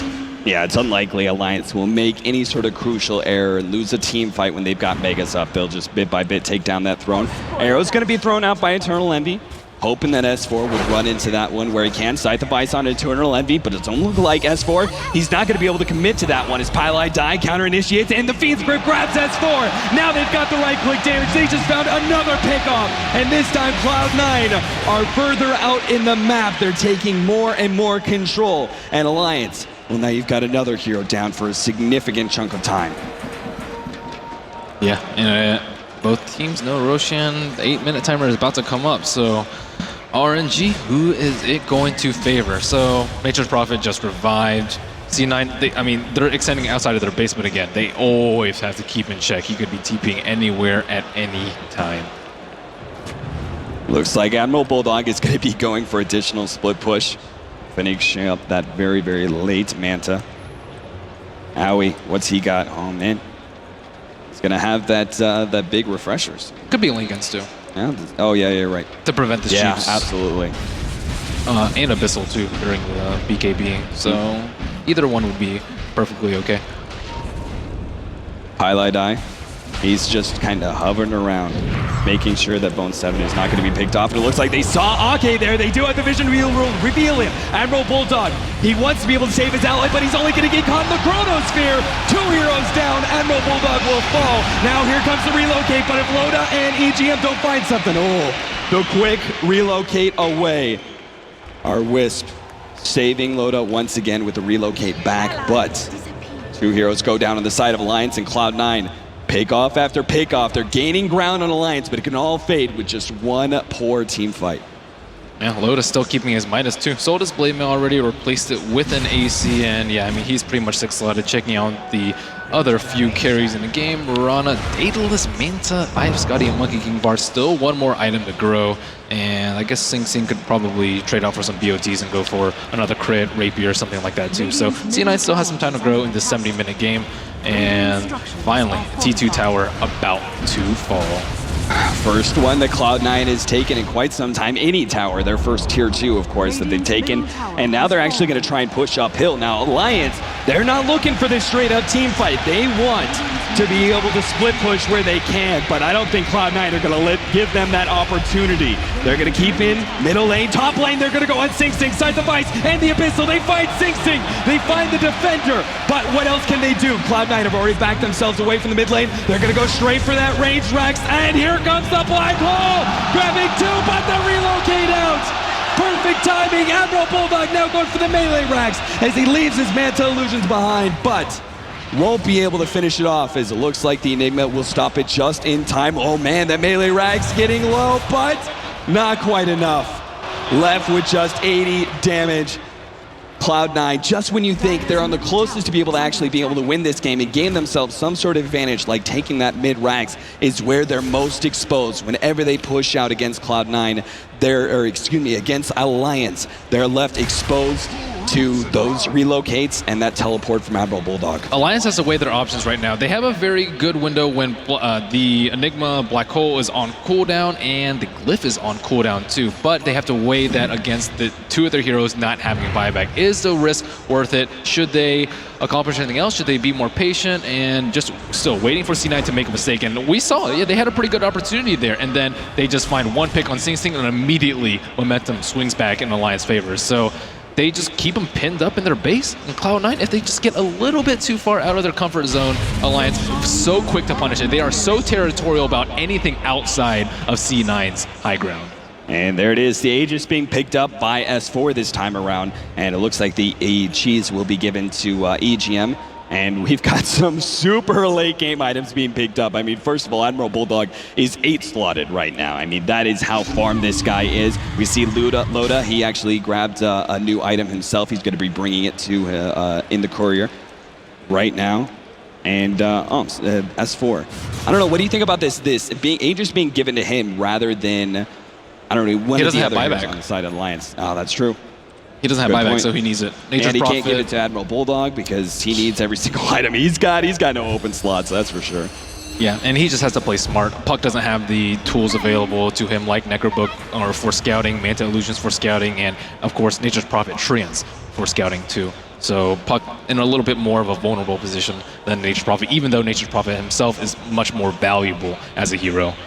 So C9 still just waiting for Alliance to overextend, waiting for them to get lazy about scouting, waiting for them to just walk into somewhere where they want to be. Yeah, we've already been watching Bone7 and his rotation through, was spotted out earlier. He's going to return back to the base.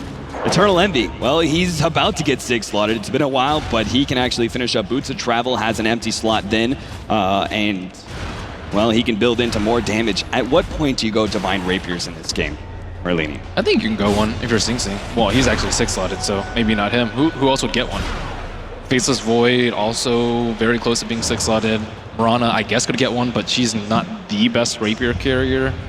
So, I mean, to be honest, I don't actually think it's going to make that big of a difference if you're a C9 or if you're Alliance, just because the way the game's been going, if someone gets caught out, they're just dead. Like, who's going to survive Chronosphere at this point? Absolutely nobody. So the damage output isn't the issue. It's mobility, it's judging your cooldowns, managing buybacks, scouting, using your black holes on non-relocated targets.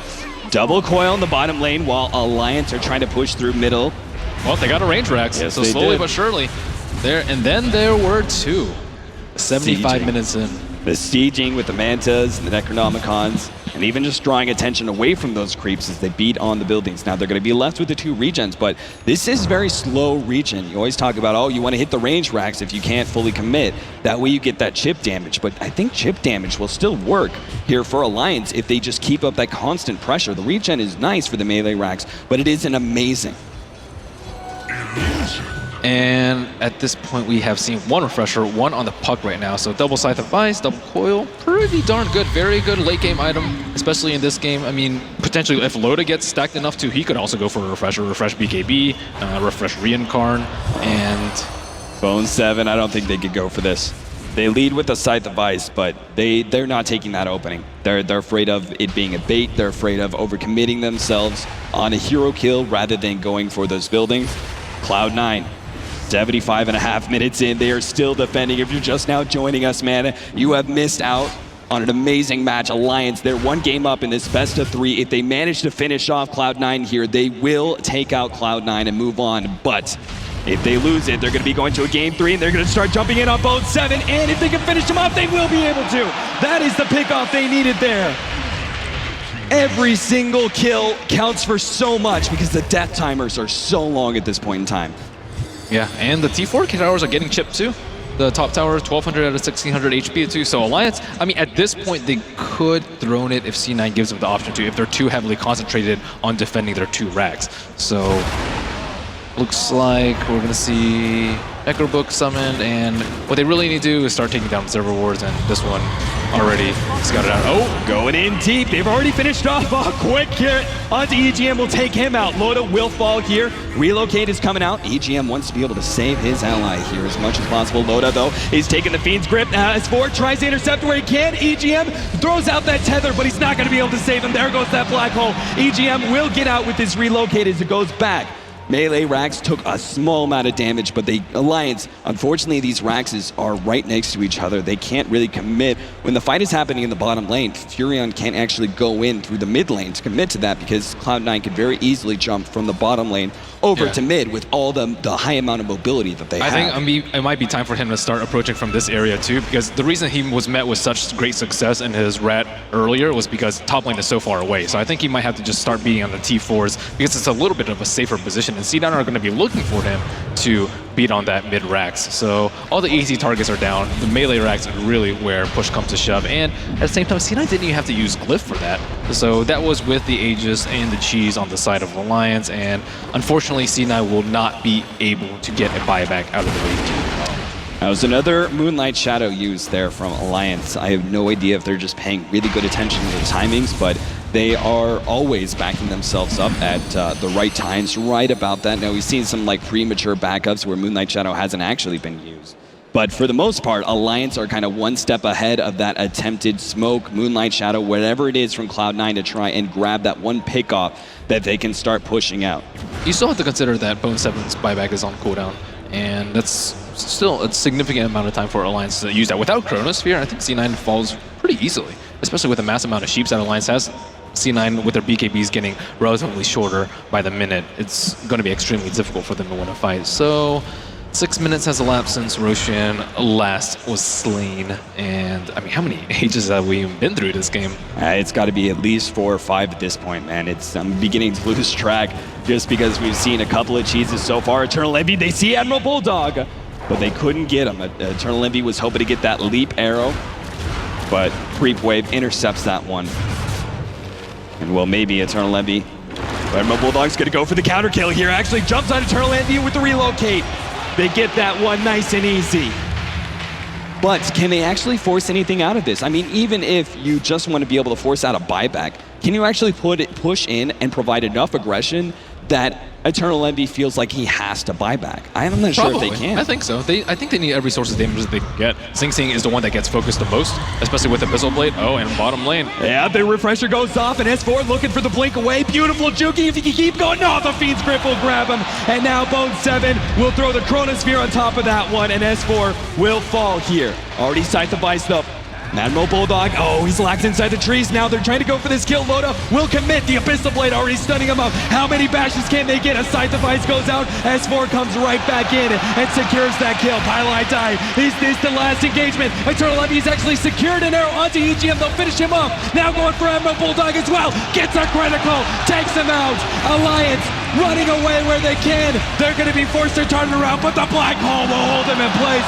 Loda will fall. He's got a reincarnation, but if it's only him left, How can he deal with this? S4 sitting on the side, waiting for those opportunities out. He's already committed his black hole. If he goes down here, I don't feel it's that big of a loss, but Alliance still holding up to be able to force C9 back once again. Scythe of Ice goes out. Oh, S4, you can't afford to go down here. The last hit, phase shift. He dodged it. Can he get away even further? Blink dagger down. No, the rip, they will finish him. Sing gets that one. Loda now trapped up. The Aya Scotty making it a pain for him to move around, and Loda will go down. Ember Spirit at the same time. He gets that double kill. 4 heroes down. The melee Rax has gone down in the middle lane as Admiral Bulldog was able to claim that one, but it's not mega creeps. Cloud9, they're Holding looking on for that dear last life. hit. Oh my goodness. And how many buybacks were used that? We saw one from Admiral Bulldog, one from Pug, and one from Enigma too. But as you said, Enigma doesn't have Black Hole, not the biggest of deals. And at the end of the day, Alliance, it's one Rex closer to Mega Creeps. And Cloud9, every single time, man, they win this team fight. I'm like, yes, here it comes. They're going to try and push out. They'll be able to take some control, but it's just the Furion is too much. I mean, at this rate, he can just go teleport in, go straight for that Rax. They constantly have middle or top lane pushing in, and so there's always going to be some creeps that are filtering through into the base, taking away that backdoor regen. And if you spread out and try and stop those lanes, you're just going to get picked off by Admiral Bulldog, who's done this time and time again. And I am in awe of this guy right now. Admiral Bulldog is putting the whole entire team on his back with his movement. Now, Alliance have definitely shown some amazing teamwork, but without Admiral Bulldog, this would not be possible.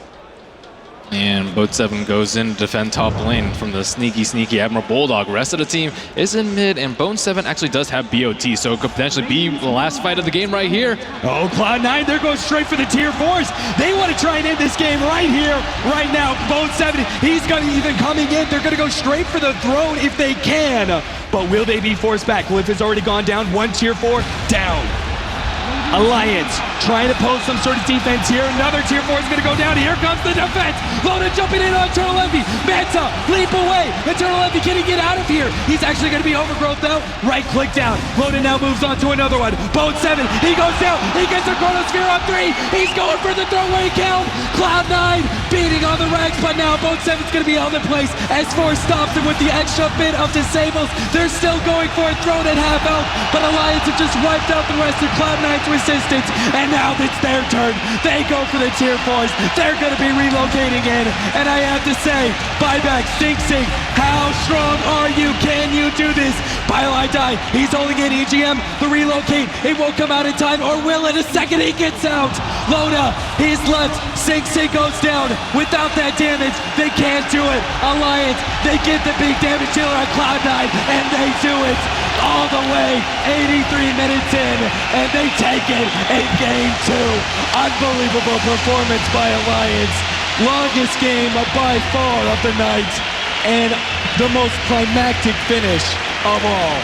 If anyone questioned whether or not Alliance is back, the answer is they're back. 100%, man. 100%. And guys, unbelievable way to end the night. But first, we have to jump to the analyst desk and get those guys' thoughts on what was an outstanding match on both sides. Wow. Where do you start after that? What a game, Bruno. What a game. Wow. Okay, so I know some of you are just tuning in for ESL. Maybe it's your first Dota 2 tournament. Maybe. You just watched probably what was the best game of the year. And probably one of the top 10 games in Dota 2 right now. And this is no news for Alliance, right? This is so reminiscent of their final game against Na'Vi at TI3. It really feels like that. And I encourage you guys, I know it was a long match, but tonight after this is done, just download the replay. It's free for everyone. You know how to buy the ticket. Those feels. Go into Admiral Bulldog's perspective and watch what that guy was doing. Yeah, out of their mind. Out of their mind. Just a quick word for Cloud9. You can see they're very distraught at that. They have gone down 2-0 as well. It's hard to find the words for them, really. There's very little that you can say. But there is always two sides. There is a victor and there is a loser, and unfortunately this time Cloud9 have come out on the bad end of that. They were always fighting against it, Jacob. The final game was it was back and forth very early on. You know, Cloud9 had a little advantage, then Alliance found a little edge, then suddenly it swayed back to Cloud9 again. The early game is so far back now, I can't even remember what happened in the early game. This is all about the late game, and Seb and I was talking back and forth, and we had no idea what was going to happen because, Cloud9's got it. Alliance got it. Yeah. And then, with icing progression, though. Cloud9's going to have this, no doubt. Yeah. And then they do this Hail Mary for the throne at the end, where they do a chrono and think they can get away with it. It was really close. It wasn't that close though, was it? It was Like like when they went for the throne, it was looked like it wasn't the right decision to. Was really key. But do you think at that point, because it was stalemate, right? Alliance are trying to get it, they can't get in, they're split pushing, they're doing everything they can possibly do sensibly. They don't want to take a team fight. Cloud9 do want a team fight, they know their comms better, and yet somehow they just couldn't find the right team fight ever. The Alliance were very slippery, they were keeping them on their toes, and they were making them just run around their part of the map, so it was very difficult. And in the end, do you think frustration got a little bit under clear? That plays in. I mean, we have to go and do this now. You probably feel that you deserve to win this game simply because you're looking at the scoreboard and your item progression and everything, and yet there's this Admiral Bulldog standing outside your base just being relentless in all kinds of ways with, 8 or 9 items in extended inventory? Well, I'm going to have to stop you there as well, because while it's hot off the press, Zoe is with our winners. Thank you very much, and I indeed have one of the winner here next to me, Loda, ladies and gentlemen, Alliance. What a game! But still, I really want to hear a big round of applause for Cloud9 right now, because they really put up an immense fight there. All right.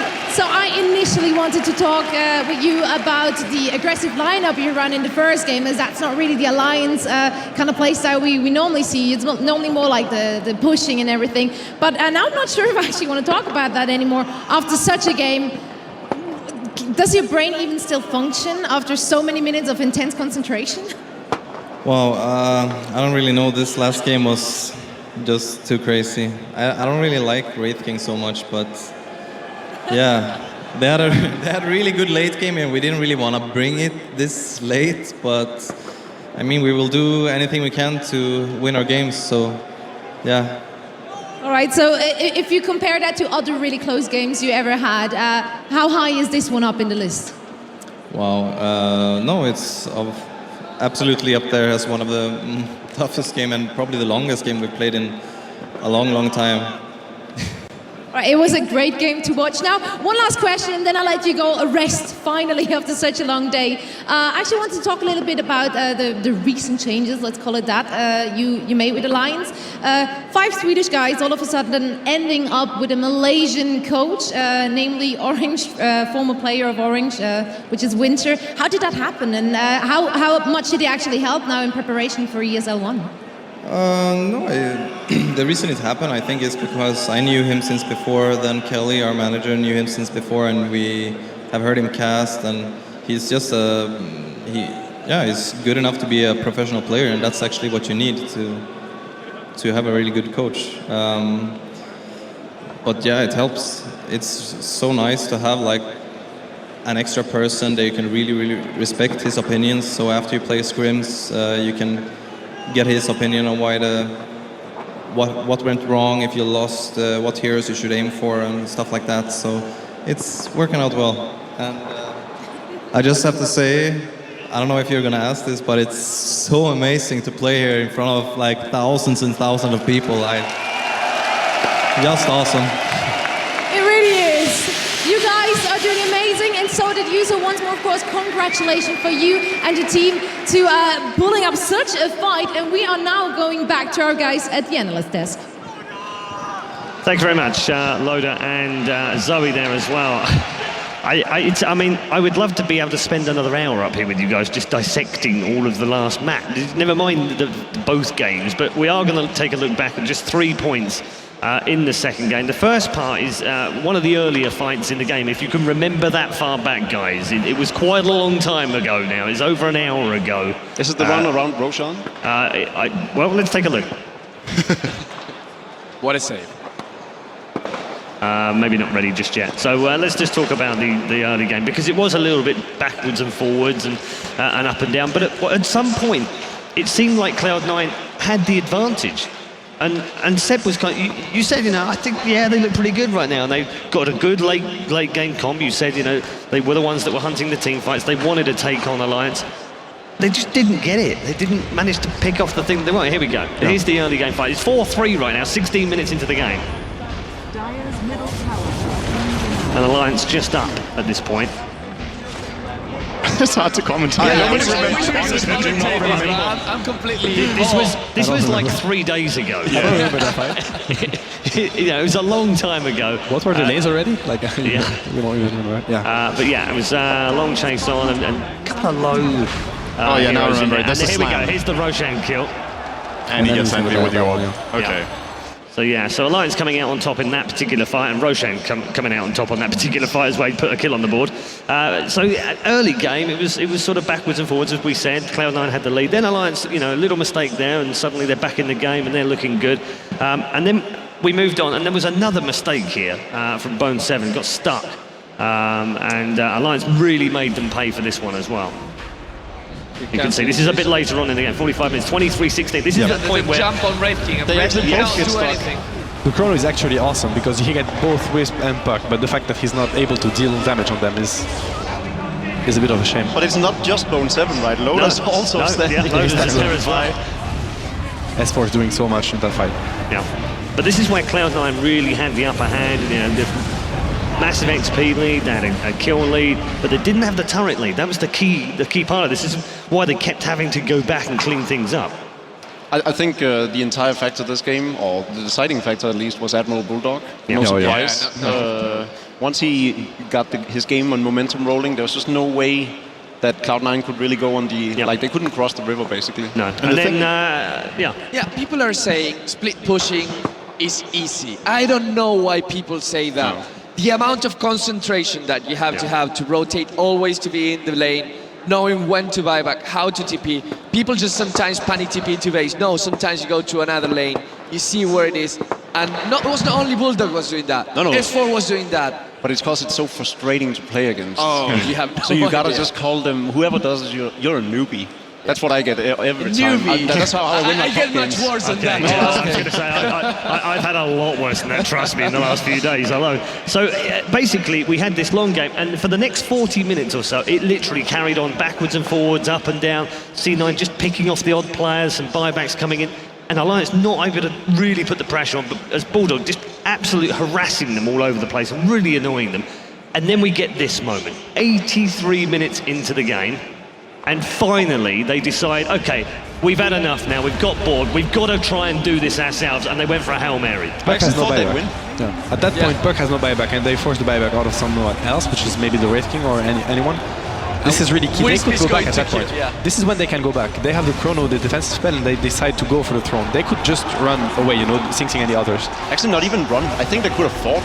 Yeah. They could have hit the If they heroes. killed it, Mace's profit there. Down to half health as well. And this is when the frustration plays in my opinion. Because maybe if it was at 25 or 35 minutes, they would have, went for the right decision. But in that case, it's like the first time they're able to cross the river and they lose the game on that move. So. Yeah, and right at the end, it wasn't absolutely sure that we were going to finish it off here either, was it? Yeah. I want to give it to Cloud9. Not many teams, if any, would have lasted that long if they were in that situation 30 minutes into the game. They're one of the best teams to play in the late game. Yeah. Honestly, their decision making is usually insanely good. They proved it here once again. Unfortunately for them, it wasn't enough versus Alliance, but really props to them. The one thing I want to point out that I thought was really amazing about this game that we talked about a little bit was that this game went to 80 minutes and Alliance have like 2 heroes with 5,000 net worth and they actually still win the game. So the tri-core that they were running were able to split push so much together and find so many pickups together that they actually could make that work.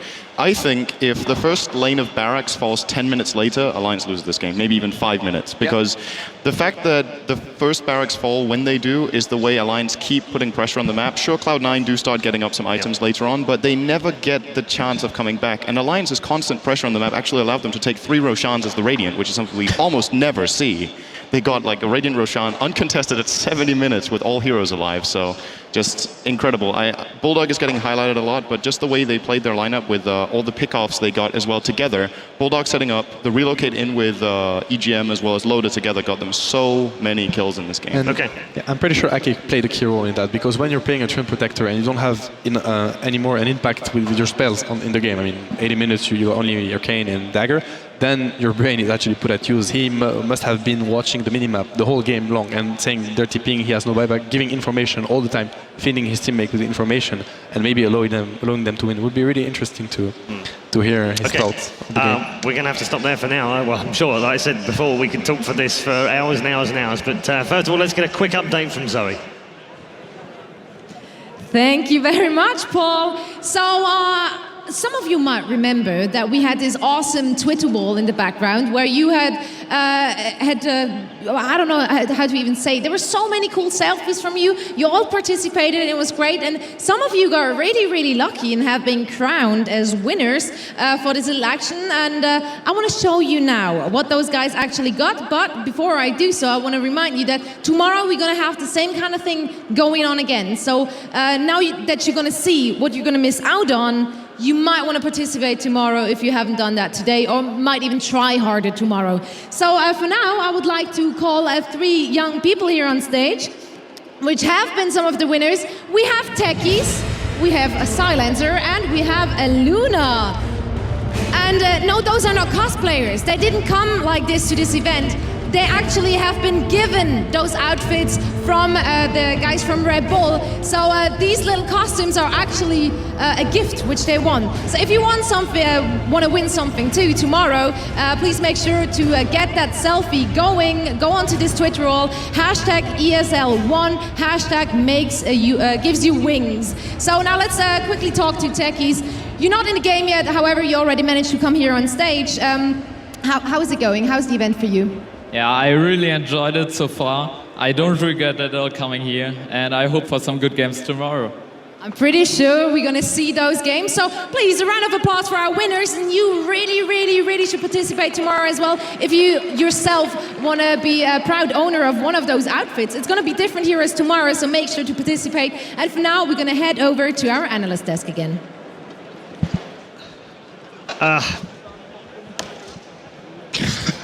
You jealous? Do you need some words? Want to buy a bowel? Great fun, good fun down there. Good job, guys. Stay strong. Right, we are almost at the end of the day, unfortunately. It's a really sad moment because we've had an absolute monster of a day here at Dota 2 at ESL 1 Frankfurt. Just final words from all of you as we wrap up this evening.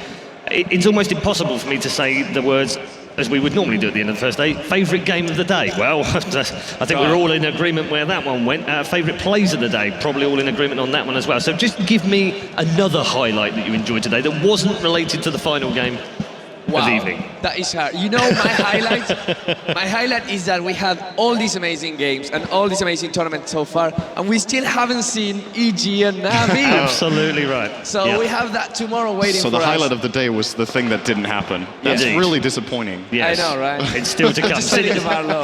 Now you have it easier, you know? He's made it a lot easier for you. He's chopped it down a little bit. Syndron, what have you enjoyed? I think the highlight of the day was that Melk has been right in everything. I'm really impressed. Usually I would imagine. Are you impressed? Usually I would imagine if Melk and I were going to duel in something, that he would be doing all right. Okay. Right? But today he's been really good. He's all been of his on it. predictions. Yeah, he's been on it. He's been really amazing. red hot. You are 110% right so far today. But the biggest highlight was when Seb was right about the losing strategy. The losing strat. I like that. It's a new meta. Never give up on a losing strategy. Absolutely. Just play it again, and then you win 2 games with it. So completely legend. It's amazing. Completely legend. That's I would agree on the latest highlight. Okay. All right. Cool. Sounds good to me. Jacob? I have 2 highlights. One outside the game being the crowd. Absolutely amazing experiencing 10,000 people in a stadium like this. This was the first time for me. I don't know about you guys. Pretty much. Game-wise, I actually preferred the Mouse versus VT game too. I think the performance coming out from Mouse Sports gave me so much hope and faith in them. And there was some standout performances from some of their players. Mouse IG. Yeah, Mouse IG, sorry. Okay, yeah. Okay. Well, thank you very much, gentlemen, to all of you. Thank you for your company throughout the day, and thank you to our commentators, of course. They've been fantastic through the day. I know Toby was a little bit jealous that Cap got that last game as well, so I'm hoping for his sake that he gets a decent game tomorrow morning. Don't forget, we're back at 10:30 tomorrow morning for the final quarter-final. You haven't missed it. It just isn't going to take place this evening. We've run out of time because we've had some phenomenal games all day long. Congratulations to IG, to Fnatic, and amazingly, at the end of the night, to Alliance. But our commiserations also go to the runners-up who go home after just one match here in the Commerzbank Arena. Thank you so much for joining us today. Make sure you tune back in at 10:30 Central European Standard Time tomorrow for more action of ESL 1 Frankfurt. You've been fantastic. We'll see you then.